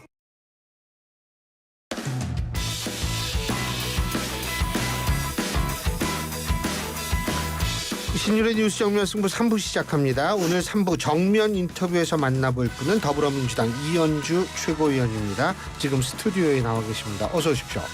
네, 안녕하세요. 예, 일단 축하드립니다. 네, 고맙습니다. 예, 네. 아유, 이 더운 여름에 전당대회 치르시느라고 진짜 힘드셨을 것 같아요. 네, 정말 덥더라고요. 그렇죠. 네. 아니 오늘만 해도 자동차 타고 오는데 40도로 이게 말이 되는 온도입니까 이게? 그러니까 태풍이 온다고 그러더니 더 덥더라고요. 글쎄요. 이게 그리고 이제 일반적인 온도는 백엽상 안에 들어가 있는 온도기 때문에 요거는 우리가 일반 이 아스팔트 막 이 온도하고 좀 차이가 있는데, 야, 근데 요번에 당선이 되셨는데, 네. 제가 기사에서 봤는데 결국 여론조사가 결정적인 역할을 했다라는 입장이신 것 같더라고요. 뭐 이제 그거는 이제 여러 가지 있죠. 우리 당원들도 많이 도와주셨고요. 뭐 국민들 지지자들도 많이 도와주시고 여러분들이 도와주셨는데 이제 가장 높은 등수는 그거였죠. 네네. 근데 객관적 수치가 그랬죠. 네. 그 여론조사에서 제일 높았다라고 말씀하셨는데 그 이유가 뭐라고 생각하세요? 그거는 뭐 저도 잘 모르죠. 제가 이제 전문가는 아니니까요. 네.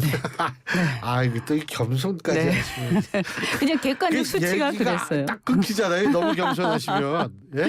그냥 객관적 수치가 그랬어요. 예. 네. 아니 근데 분위기 이렇게 봤을 때 정봉주 전 의원이 좀 힘들다라는 그런 걸 느끼신 적은 있으세요? 아, 그래도 사실은 떨어질 거라고는 좀 예상은 못했죠. 솔직히 말씀드리면. 왜냐하면 뭐 그분이 여론조사에서도 계속 잘 나왔기 때문에. 근데 여론조사에서도 나중에 보니까 폭락을 하셨어요. 그게 굉장히 큰 이유였죠. 그러면은 그 이유가 뭐라고 생각하세요? 너무 좀 얘기를... 그러니까 이제 사실은 여론조사도 이제 지지층들이 많이 응답을 하잖아요. 예. 그러니까 지지층들이 그만큼 이제 실망이 컸던 거죠. 그 일각에서는 이번에 새로운 지도부 이게 이제 1극 체제다 뭐 이 새로운 신명이라는 얘기가 등장하더라고요. 언론에서. 네. 어떻게 보십니까? 신친명이죠, 그러니까. 신친명. 아 근데 사실은 원래 친명이기도 했는데요. 아니 근데 이제 원래 네. 친명인 인사들은 네. 그러니까 원래 친명인 인사들이 있는데 오래전부터 스펙트는 좀 다르긴 네. 하지만. 네. 근데 그 1극 체제라는 거 동의하세요? 1극 체제라기보다는 그렇게 표현하면 좀 그렇고 사실은 뭐 그렇게 따지면 국민의힘도 한동훈 대표가 거의 뭐 예상과 달리 60몇 % 예, 득표했잖아요. 그러니까 요즘의 추세인 것 같아요. 이렇게 보면 그분도 뭐 한 과반 겨우 넘을 것이다 또는 못 넘을 것이다 막 그랬었는데. 그러니까 결선 투표 가느냐 마느냐 네, 그 말씀하시는 그랬었잖아요. 거죠. 그런데 막상 이렇게 열어보니까 60몇 %, 그게 굉장히 쏠렸거든요. 그래서 이제 지금의 시대 상황인가 싶기도 하고요. 강력한 리더십을 좀 바라는 시대적 상황이다. 네, 좀 그런 느낌도 듭니다. 네. 그리고 이준석 의원이 이런 얘기를 했어요. SNS 중에 6명의 이제 요번에 새롭게 선출된 인사 중에 경상도 지역 연고가 있는 분이 5명이다. 이런 얘기를 했거든요. 그건 좀 아닌 것 같은데. 예, 이 영남 라인업이 어떻게 작용할지 예의주시해야 한다. 이런 얘기를 하는데 네. 어떻게 보세요? 아니 뭐 저희가 동진 정책을 저를 비롯해서 동진 정책을 주장을 많이 하긴 하죠. 그렇긴 한데 저는 뭐 아주 대표적인 동진 정책 주장자고요. 그래서 동진 정책이라는 걸 청취자 여러분 위해서 예. 그러니까 영남 쪽이 좀 공을 들여야 된다 이 그렇죠. 말씀이시잖아요. 그래서 저는 뭐 영남 부산 출신의 또 이제 부모님은 경북 또 연고가 이제 경북 경남이시고 그 다음에 또 이제 저희 남편은 또 강원도. 그러니까 완전히 동쪽 출신이거든요. 네. 그런데 근데 다 그런 건 아니고요. 사실 또 호남 분들도 호남 연고 있는 분이 2분 계시고 또 강원도 뭐 제주도 이렇게 연고들이 다양하게 있어요. 그래서 저는 좀 정확하게 말하면 수도권 지역구 출신들. 수도권 정당이다 이제. 민주당이 어떤 면에서 보면 이렇게 보는 게 더 맞지 않나 싶은데요. 그 의석수로 보면 뭐 당연히 그 말씀이 맞죠. 네, 지금 5명이요. 다 수도권 지역구거든요. 예, 그렇죠. 예. 뭐 그렇죠. 예. 네. 근데 제가 이제 또 궁금한 게 뭐냐 하면 그 지금 호남에서 평균 투표율보다도 호남 투표율이 좀 낮았던 것 같고 이재명 대표의 득표율을 보더라도 조금 호남 쪽에서 평균 득표율보다는 좀 낮았더라는 분석이 있는데 어떻게 보세요? 그거는 그때 돌 때요. 그때 이제 저도 좀 그런 걸 느꼈는데 그때 돌 때가 8월 초였어요. 그때가 그러니까 휴가 기간. 그러니까 딱 광주를 할 때가 8월 초였거든요. 그래가지고 저도 기억이 나는 게 거기서 이제 제가 막 아는 분들한테 이제 투표해달라고 막 하고 있었는데 예를 들면 이제 노동조합의 대의원들한테 투표를 해달라고 막 전화를 했는데 전부 다 휴가 가셨더라고요. 8월 1일, 2일, 3일 뭐 이럴 때. 네. 휴가철이기도 했죠. 네, 그리고 그때가 올림픽 개막식하고 막 이럴 때였어요. 그러니까 그거랑 딱 겹쳤거든요. 그렇기도 하고 뭐 전남이라든가 이런 데는 또 한참 이제 굉장히 더울 때라서 또 농촌이잖아요. 그러니까 아무래도 도시보다는 상당히 힘들었죠. 뭐 자, 그런 것도 있고요. 어쨌든 제가 볼 때는 여하튼 뭐 서울, 경기, 인천 여기가 중심인 건 맞다. 현실적으로 그건 뭐 부정하기 어렵다. 이렇게 봅니다. 자, 문재인 전 대통령 이제 그 지도부에서 예방하시는 모양이에요. 네. 가시면 어떤 말씀을 해주시고 싶으세요? 뭐 저는 뭐 그냥 덕담. 네. 덕담. 네. 아니 조홍천 의원이 우리 네. 이현주 의원이 뭐라고 말씀하셨는지 기억하세요? 뭐냐면 이 국민의 누구보다도 문재인 대통령에 대해서 이제 비난하는 비판적인 발언을 많이 했다. 조홍천 의원이 이제 이런 말씀을 하셨는데 이 부분에 대해서는 어떤 입장이세요? 저는 뭐 그건 사실이죠. 제가 문재인 정권에 대해서 그러니까 문재인 대통령 개인에 대해서 제가 무슨 뭐 감정이 있는 건 아니고 저는 원래 사람에 대해서는 크게 관심이 없는 사람이에요. 그러니까 권력에 관심이 많은 거죠. 그래서 지금도 마찬가지죠. 제가 무슨 뭐 윤석열 대통령 개인에 대해서 무슨 억하심정이 있겠습니까? 다만 현재 이제 살아있는 권력인 윤석열 대통령이 지금 잘못하는 거에 대해서 강하게 비판을 하는 거고요. 그 당시에 이제 권력을 갖고 있던 살아있는 권력인 문재인 대통령과 그 문재인 정권에 대해서 강력하게 비판을 좀 했죠. 그리고 이제 문재인 대통령 개인에 대해서는 사실은 이제 기억을 잘 못하죠. 그러니까 보통 사람들이 비판을 받을 때는 잘 기억하시고 이렇게 감싸주거나 잘해줄 때는 또 기억 잘 못하시는데 퇴임하시고 나서 이제 사저 앞에서 사람들이 막 그 아주 깽판을 치고 막 몹쓸 그 행태를 벌이면서 그 사저 앞에서 정말 심한 그 소란을 일으키고 그랬었잖아요. 그래가지고 몇 명이 좀 이렇게 이제 좀 뭐랄까 고소당하기도 하고 아마 처벌당한 경우도 있었을 텐데 그때 이제 그 행태들에 대해서 제가 굉장히 비판을 많이 했어요. 그러니까 이제 그거는 제가 뭐 문재인 대통령 개인을 뭐 좋아해서가 아니라 이미 이제 살아있는 권력이 아니라 사실은 은퇴한 권력 아닙니까? 그러니까 그런 경우에는 뭐 사실 있는 그대로 잘못된 행태에 대해서 비판을 한 거죠. 그분을 너무 심하게 괴롭히는 행태에 대해서. 그래서 저는 이제 또 마찬가지로 박근혜, 이명박 대통령에 대해서도 그분들이 이제 은퇴한 다음에 사실은 이제 그분들을 윤석열 검찰총장이 너무 심하게 사실 이제 처벌을 했죠. 그러니까 사실은 이제 박근혜 대통령 같은 경우에는 탄핵을 당했는데 전 탄핵에 찬성한 국회의원이었어요. 정치인이었는데 탄핵에 대해서는 저는 지금도 당연히 이제 그때도 찬성을 했지만 다만 그 이후에 검찰이 너무 심하게 했다. 잔인하게. 그러니까 너무 망신을 심하게 주면서 사실은 그때 그런 행태들이 정치로 하여금 이렇게 보복의 악순환을 가져온 어떤 원인이 됐다고 저는 생각하거든요. 그래서 이런 부분들에 대해서는 저는 윤석열 검찰과 한동훈에 대해서도 굉장히 심하게 제가 비판했어요. 그 이후에도. 그러니까 이것은 이제 은퇴한 권력에 대해서는 사실 이제 인간적으로 우리가 어떤 연민이라든가 또는 이제 지나치게 우리가 이제 사실은 권력이 끝난 다음에는 살아있을 때는 아주 한마디도 못하다가 끝난 다음에는 사정없이 짓밟는 이런 행태 저는 조금 우리가 다시 한번 돌아봐야 되지 않는가. 살아있을 때는 매섭게 비판하고 권력을. 그러나 이제 끝나고 나서는 그러나 너무 과하지 않게 딱 뭐 물론 법적으로 문제가 있으면 그건 어쩔 수가 없지만 그러나 이제 권력이 끝났다고 해서 언제 그랬듯이 그죠? 살아있을 때는 꼼짝도 못하다가 딱 돌아서면 그냥 사정없이 짓밟는 저는 이런 어떤 사회적 어떤 현상은 저는 좀 사실 문제가 있다고 생각해요. 그러니까 한마디로 얘기해서 살아있는 권력에 대해서는 공격하고 비판하지만 사람에 대해서는 공격하거나 비판하지 않는다. 이렇게 요약하면 되는 거죠. 사람에 대해서 그죠? 크게 관심 있는 건 아니죠. 예. 그리고 우리가 정치라는 거는요. 감정을 가지고 하는 건 아니지 않습니까? 맞아요. 그럼요. 네. 국민을 바라보고 이 권력이 어떤 국민에게 어떤 영향을 미치기 때문에 비판하는 거지. 뭐 그 사람에 대해서 무슨 감정이 있어요.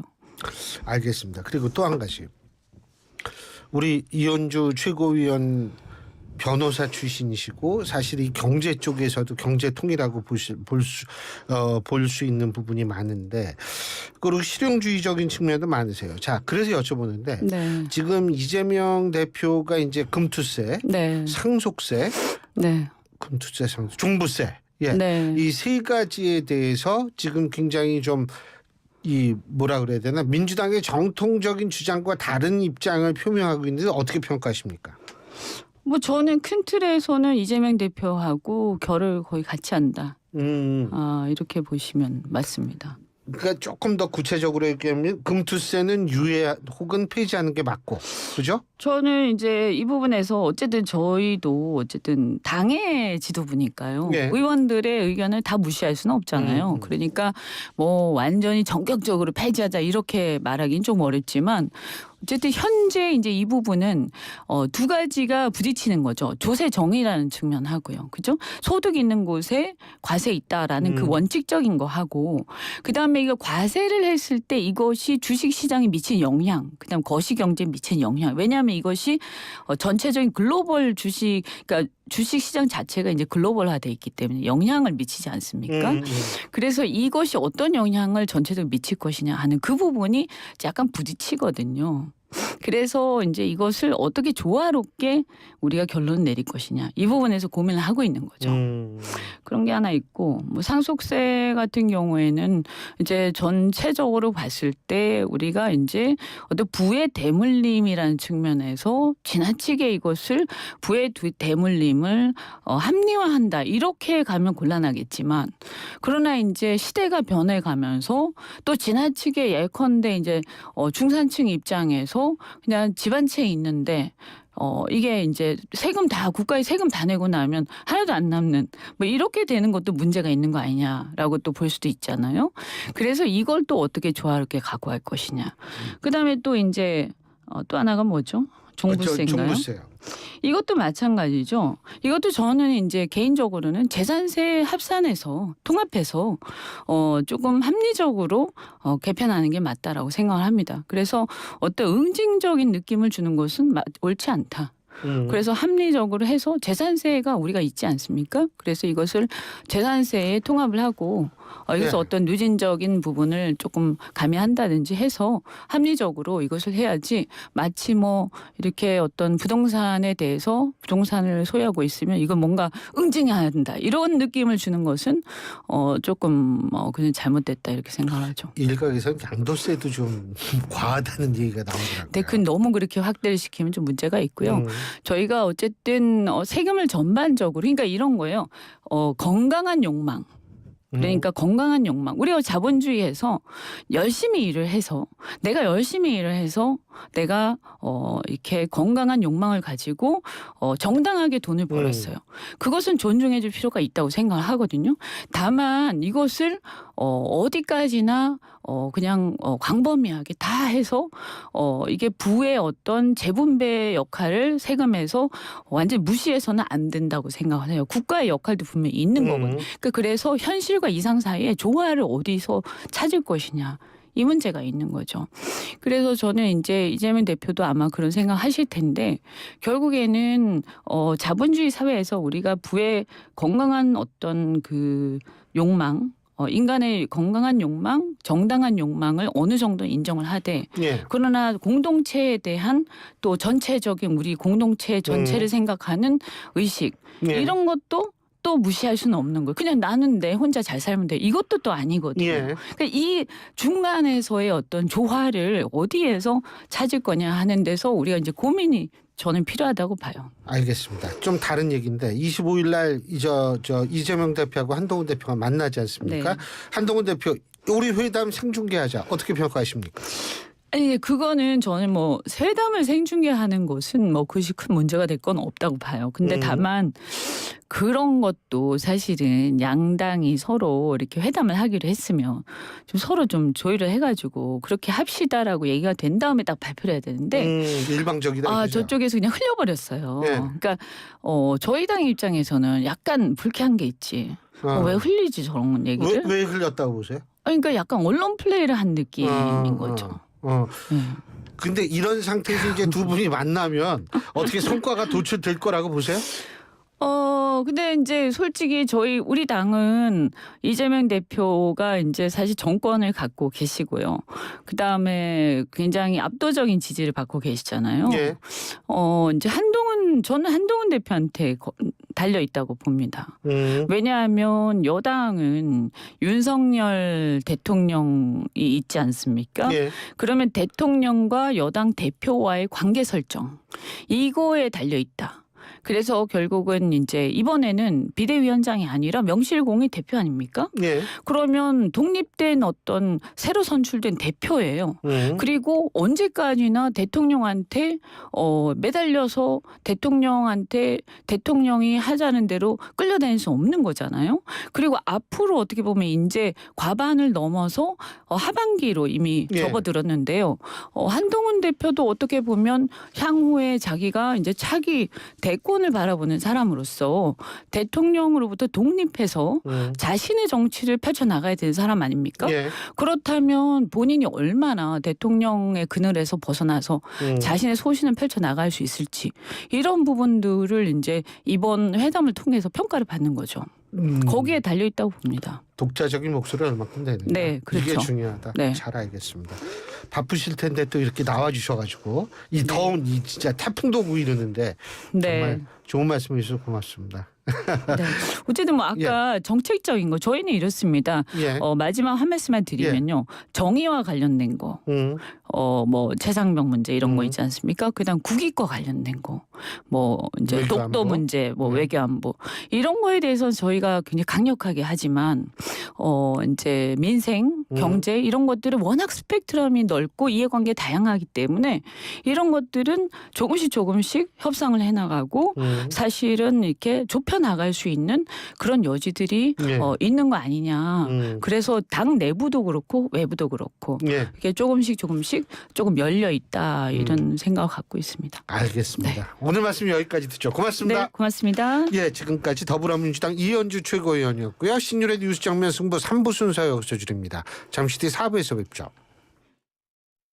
그때도 지금도 내일도 Still love 대한민국. 안녕하십니까. 4.19 혁명 희생자 유족회 회장 한성기입니다. 1960년 4월 자유와 정의의 깃발 아래 일어선 시민들은 부정부패와 독재로 얼룩진 조국의 운명을 바꾸어 우리나라 민주화의 대장정을 이끌었습니다. 자유, 민주, 정의라는 4.19 혁명의 정신은 전 세계의 인류가 기억하고 계승해야 할 유산이 되었습니다. 4.19 혁명 민주 열사들의 희생과 유가족의 헌신 위에 오늘의 대한민국이 있음을 기억해 주십시오. 우리는 그때도 지금도 내일도 여전히 우리나라 대한민국을 사랑합니다. 스틸 러브 대한민국. 이 캠페인은 국가보훈부와 함께합니다. 골프용품 살 땐 딜팡! 딜팡 골프용품 딜팡 할인 터져 팡팡 딜팡 골프용품은 딜팡. 신규 가입 후 첫 구매 시 인기 골프용품이 단돈 100원부터 지금 검색하세요. 딜팡 코인딜. 2025년 약자 복지가 더 많은 국민을 찾아갑니다. 기준 중위소득이 6.42%, 3년 연속 역대 최고로 인상되어 7만 1,000명이 새로 혜택을 받게 됩니다. 국민의 기초생활을 더욱 튼튼하게 지켜나갑니다. 보건복지부. 안녕하세요. 배우 주연영, 가수 추입니다. 와, 진짜 많네요. 이렇게 많을 줄은 상상도 못했어요. 요즘 센스 있는 사람 정말 많지 않아요? 여름철 실내 온도는 26도로 시원한 옷으로 더 쾌적하게. 안 쓰는 플러그 정리는 재빠르게. 문 닫고 냉방하는 세심함. 아, 멋져. 이런 센스들이 모여 만드는 에너지 센스. 언제 어디서나 저 주연영 그리고 저 추와 함께해요. 이 캠페인은 산업통상자원부와 대한민국 에너지 공공기관이 함께합니다. 안녕하세요. 지난해 산림청이 주최하는 제15회 대한민국 도시숲 설계 공모대전에서 맞물림이라는 작품으로 최우수상을 수상한 박서영입니다. 저는 회색 도시에 녹색 바람을 불어넣는 도시숲에 관심이 많은데요. 그 중에서도 무더위에 실감할 수 있는 좋은 기능이 있습니다. 숲은 여름 한낮 평균 기온을 3도에서 7도 낮춰주고 미세먼지도 줄여줍니다. 시원한 휴식 공간을 제공하는 도시숲. 이제 숲은 선택이 아니라 필수입니다. 숲과 함께라면 무더위도 거뜬하겠죠? 이 캠페인은 모두가 누리는 가치 있고 건강한 숲을 만들어가는 산림청과 함께합니다. MBC 건축 박람회. 많은 관람객과 최고의 마케팅을 자랑하는 MBC 건축 박람회가 8월 22일부터 25일까지 일산 킨텍스에서 개최됩니다. 건축자재, 인테리어, 전원주택, 이동식 주택, 리모델링, 조경 등 건축과 주택에 관한 다양한 제품이 전시되는 박람회에 많은 관람 바랍니다. 통화전람.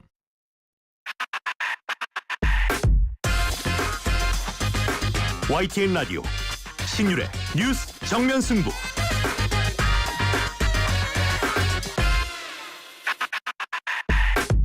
나 환승할래. 진짜? 너 진심이야? 나 말고 누구한테 갈 건데? 삼성증권 연금으로. 지금 삼성증권 연금으로 환승하면 특별한 혜택이 당신을 환영. 당신의 연금 오늘 삼성증권에서. 자세한 내용은 홈페이지 참고. 원금 손실 발생 가능 및 투자자 귀속. 가입 전 상품 설명서 및 약관 필독. 건강한 나의 내일. 행복한 나의 내일. 빛나는 나의 내일. 나의 내일. 건강한 매일. 건강한 내일을 여는 글로벌 헬스케어 기업 휴원스. 대한민국 대표 트렌치 코리아 트렌치. 식품, 주방, 욕실, 조경, 토목, 건축 트렌치. 전 세계 유명 트렌치를 한눈에. 설계에서 시공까지 기술력으로 인정받는 대한민국 트렌치 코리아 트렌치. 코리아 트렌치. 코리아 트렌치.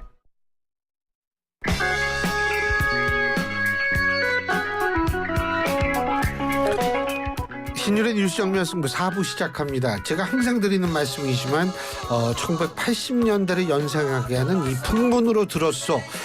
이 풍문이 사실 여부인지를 저희가 정확하게 가려드리는 시간입니다. 바로 정면 맞수단인데요. 오늘도 두 분 나와 계십니다. 한 분씩 소개해드리죠. 먼저 국민의힘 박용창 영등포을 당협위원장 나와 계십니다. 어서 오십시오. 예, 반갑습니다. 예, 그리고 더불어민주당 조기현 법률위 부위원장이십니다. 안녕하십니까? 안녕하세요, 조기현입니다. 예, 대표회담이 25일날 이제 열리긴 열려요, 국회에서. 예. 예. 근데 뭐 갑자기 생방송 문제 가지고 이제 저거 하는데 어떻게 보세요? 아이 뭐 생방송 내리 그 100분 토론 생방송이었잖아요. 어떻게 보세요? 일단 큰 틀에서 만나기로 했는데 어떻게 만날 것이냐, 그리고 어떤 의제를 다룰 것이냐, 예. 역시 악마는 디테일에 있다라는 점을 다시 한번 생각해야 하는 지금 그런 상황이고요.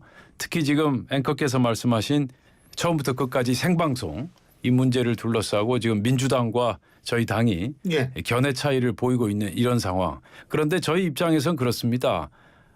좀 더 투명하고 열린 회담을 하자라는 그러한 좀 참신한 발상에서 처음부터 끝까지 생방송 중계를 하자, 그런 아이디어를 제시했고요.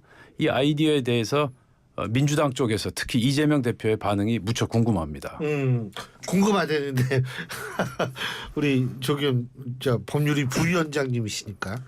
네, 일단 오늘 실무 협의 취소됐더라고요. 예. 그러니까 뭐 이 영수 회담의 방식, 의제 다 이제 조율해서 하면 되는데 이걸 언론에 먼저 흘려버렸어요. 그렇게 하자고 제안하는 방식으로.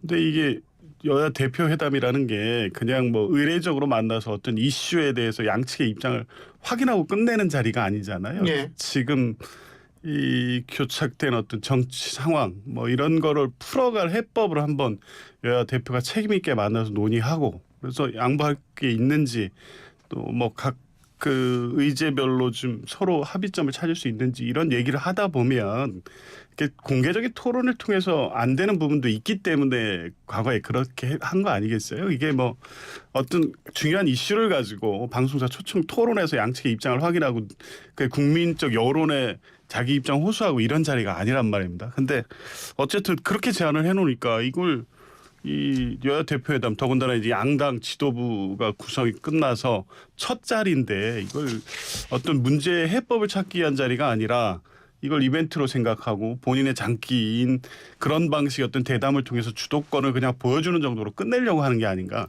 일단 그래서 민주당의 첫 반응이나 지금 그 입장은 약간 좀 불쾌하게 느끼는 것 같아요. 근데 어찌됐든 그 방식이 나쁘다 좋다의 문제가 아니라 왜 이런 방식으로 흘렸냐 이거죠. 간단 그 얘기한다. 부분은 약간 오해가 좀 있는 것 같습니다. 예. 이걸 언론에 흘렸다라고 말하기에는 당시 상황을 다시 한번 되짚어 볼 필요가 있는데요. 그 박정화 비서실장이 실무 협상을 하기 위해서 여의도 당사에서 나오는데 당연히 이제 기자들이 따라 붙지 않습니까? 그리고 질문을 하고 그래서 언론사 기자들이 질문에 또 대답하지 않을 수 없는 상황 그런 상황에서 나온 발언이고 그래서 이 같은 상황을 언론에 흘렸다 내지는 언론 플레이를 했다 이렇게 보기에는 좀 사실과 다르다 그런 말씀을 드리고요. 저는 이번 그 열린 회담에 관해서 좀 우리가 발상의 전환을 좀 할 필요가 있다. 지금까지는 우리가 밀실이나 비공개 공간에서 어떤 협상을 하는 그런 관행에 익숙해져 있지만 이제 좀 새로운 정치를 좀 할 필요가 있지 않는가. 투명하게 완전히 공개된 상태에서 국민들이 지켜보는 가운데에서 양당 대표가 서로 의견을 개진하고 디베이트를 하고 절충점을 찾아가는 과정 그런 과정도 새로운 형태의 정치가 아니겠는가 그렇게 생각할 수가 있겠습니다. 근데 어떻게 결론이 아니라 성과가 좀 있을 것 같으세요? 회담 자체에서요.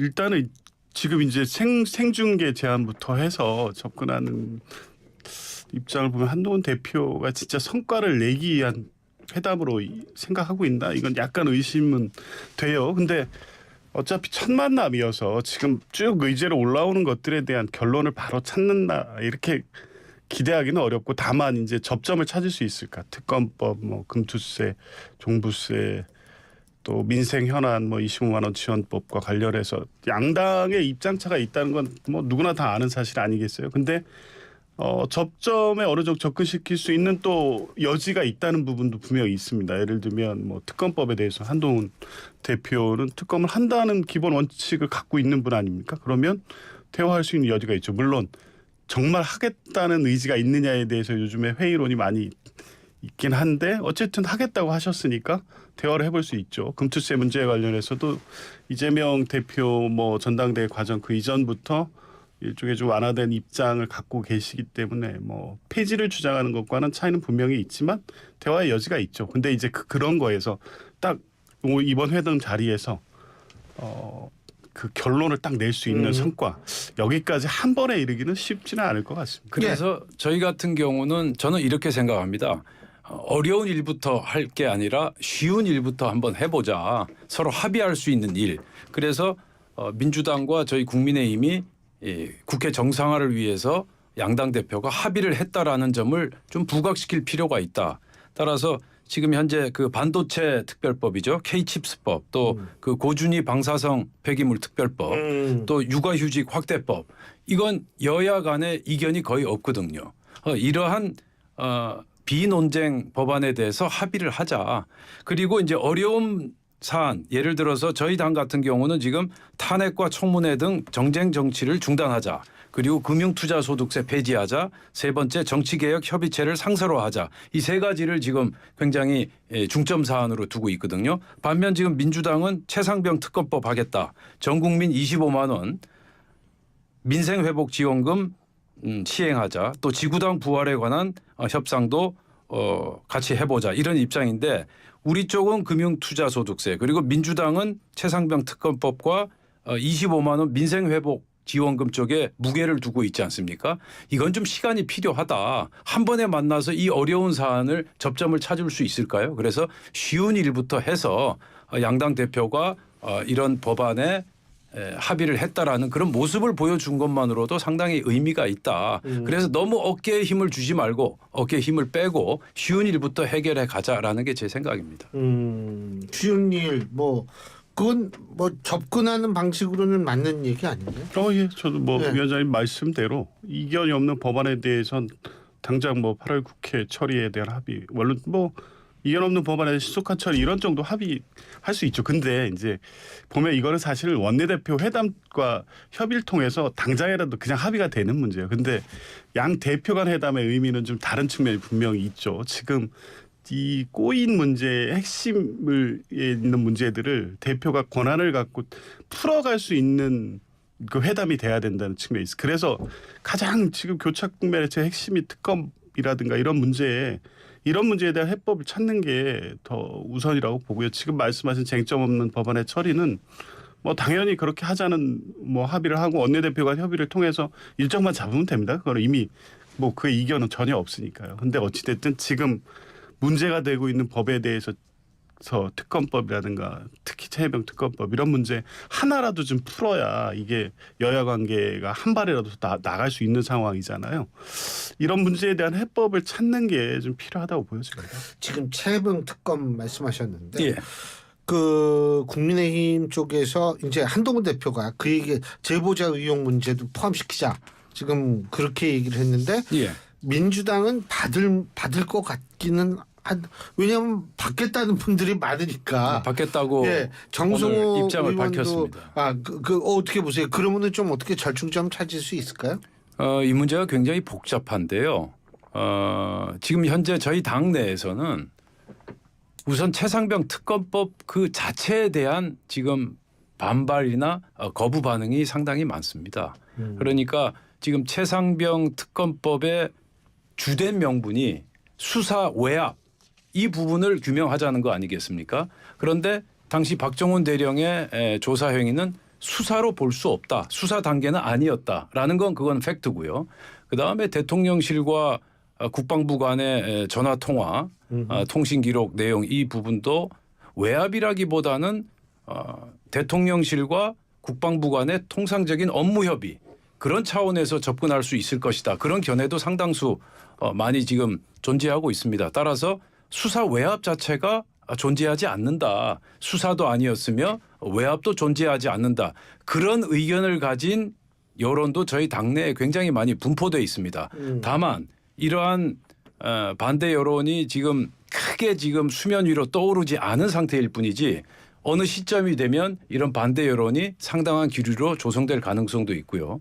그리고 한동훈 대표도 분명히 어제 말씀하시지 않았습니까? 당내 의견을 많이 경청하고 수렴하겠다. 지금 이제 수렴하는 과정입니다. 그래서 이 문제는 하루 이틀에 여야 대표 두 사람이서 무 자르듯이 단독으로 결론 내릴 문제가 아니고요. 좀 더 당내 수렴 과정을 거쳐야 되고 지금 민주당도 그렇지 않습니까? 방금 전에 여기 방송하셨던 이현주 의원도 지금 제3자 추천 특검법 이거는 받을 수 없다. 그런 입장을 밝히지 않았습니까? 3자가 아니고 정확히 얘기하면 대법원장 추천. 그렇죠.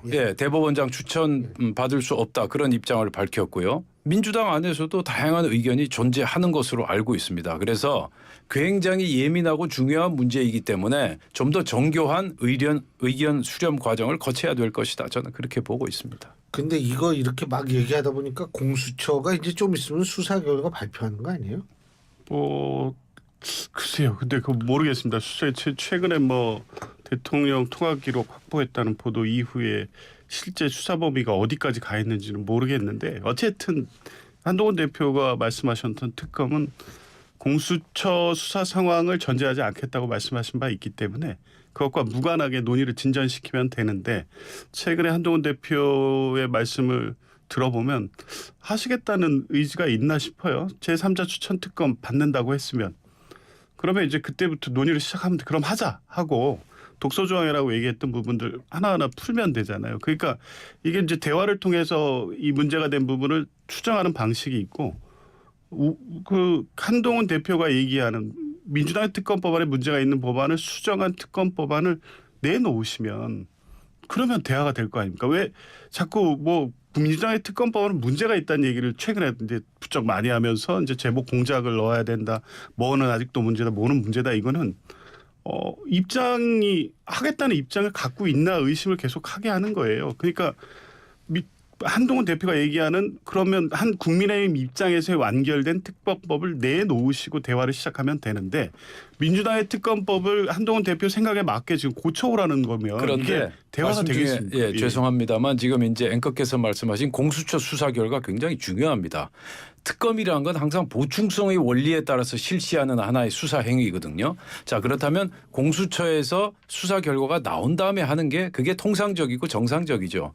그런데 지금 대통령 통신 기록까지 조회한 걸로 보면 수사는 거의 막바지 단계에 와 있다. 그렇게 여겨지고요. 더 이상 이제 조사할 사람도 아마 없을 겁니다. 충분히 할 만큼 했다고 여겨지고요.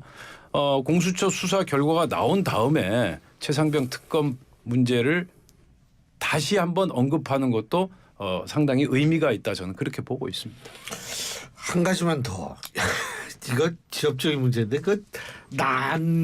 축하난 보내는 거 우리 조기현 변호사님 어떻게 보세요? 그러니까 이런 걸 대통령실에서 왜 그 문제를 이해할 수가 없어요.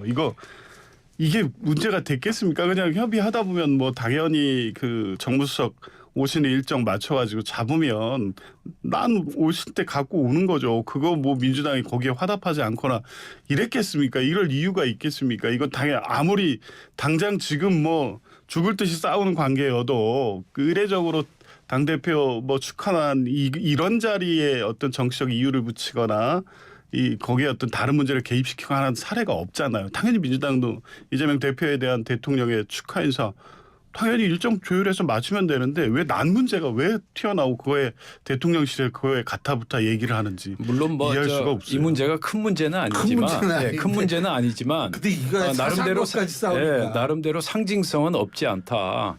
이 정도로 우리 여야 관계가 굉장히 껄끄럽구나 하는 이제 그러한 대표적인 상징적인 사례라고 볼 수 있는데요. 뭐 매사가 그렇지 않습니까? 작은 일에 상처받고 불쾌해진다고. 경위를 한번 좀 저도 많이 궁금합니다. 대통령실에서 정무수석실에서 전화를 했는데 전화 받지 않았고 그다음에 문자까지 보냈는데 그 문자에 대해서 어제 어떻게 답변을 했죠? 편한 시간에 전화 부탁드립니다라는 문자를 남겼는데도 그 이후에 연락을 주지 않았어요. 이해식 민주당 비서실장께서 연락을 주지 않으셨어요. 청와대 대통령실 정무수석실에서 그것도 홍철호 정무수석이 뭐 직접 문자를 했던 거 아니면 임명현 그 정무 1비서관이 직접 문자를 하신 것 같은데요. 대통령실에서 문자를 보냈으면 통상적으로 답을 하는 게 기본 상규 아니겠습니까? 그런데 이틀 동안 아무런 답변을 하지 않았다. 이 부분은 한번 좀 생각해 볼 필요가 있다. 왜 답신을 주지 않았을까? 그런 부분은 한번 되짚어 볼 필요가 있겠고요. 어찌됐든 큰 문제는 아니지만 한번 점검은 해볼 필요가 있다. 왜 답신을 하지 않았을까? 그 부분은 일단 저희가 볼 때 좀 궁금한 대목이다. 그렇게 볼 수가 있겠습니다. 일각에서는 말이에요. 지금 이재명 대표가 투트랙으로 나간다. 하나는 뭐냐면 그 윤 대통령과에 대해서는 굉장히 강경하게 나가고 이 여당과의 관계는 조금 상대적으로 친화적으로 나가면서 민생을 챙기려는 듯한 이미지를 좀 가지려고 노력한다. 뭐 이런 얘기인데 동의하세요? 글쎄요. 저는 누가 이게 호사가 그렇게 얘기를 할 수 있을 것 같습니다. 왜냐하면 한동훈 대표와 대통령의 관계 이런 걸 고려한다고 하면 전략적으로 뭐 그런 방식의 어떤 이 관계 형성이 민주당에는 반사 이득이 있을 수 이렇게 판단하는 사람이 있긴 할 텐데 이재명 대표가 그러실까 싶습니다. 왜냐하면 지금 상황의 문제를 해결하기 위해서는 대통령과의 관계, 대통령과의 회동, 영수회담도 제안해 놓은 상태인데 뭐 그렇게까지 생각할 것 같지는 않습니다. 알겠습니다. 시간이 벌써 후딱 다 지나갔어요. 자, 다음 주에 또 두 분의 말씀 듣죠. 오늘 여기까지 하겠습니다. 고맙습니다. 고맙습니다.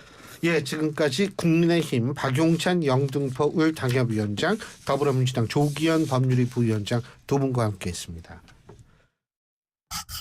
오늘을 기록하는 소리, 내일을 준비하는 소리,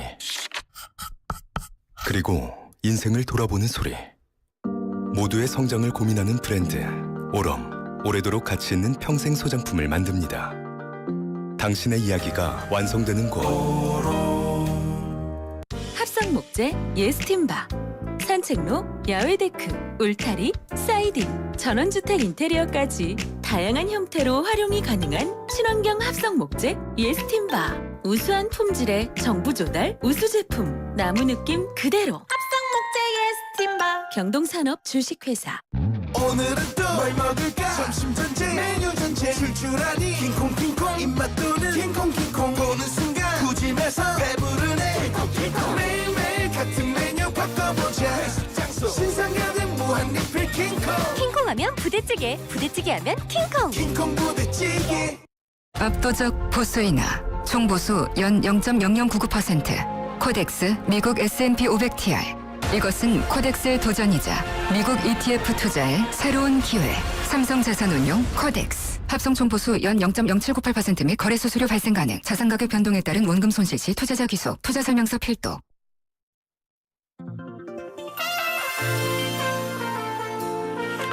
예, 신일의 뉴스 정면 승부 오늘 순서는 여기서 모두 줄이겠습니다. 지금 밖에 계신 분들 이 태풍이 오긴 오는구나라는 느낌을 가지실 겁니다. 바람이 심상치 않은데요. 여러분 혹시라도 있을지 모르는 피해 대비 잘 하시기 바라겠고요. 저는 내일 저녁 5시 여러분 다시 찾아뵙겠습니다.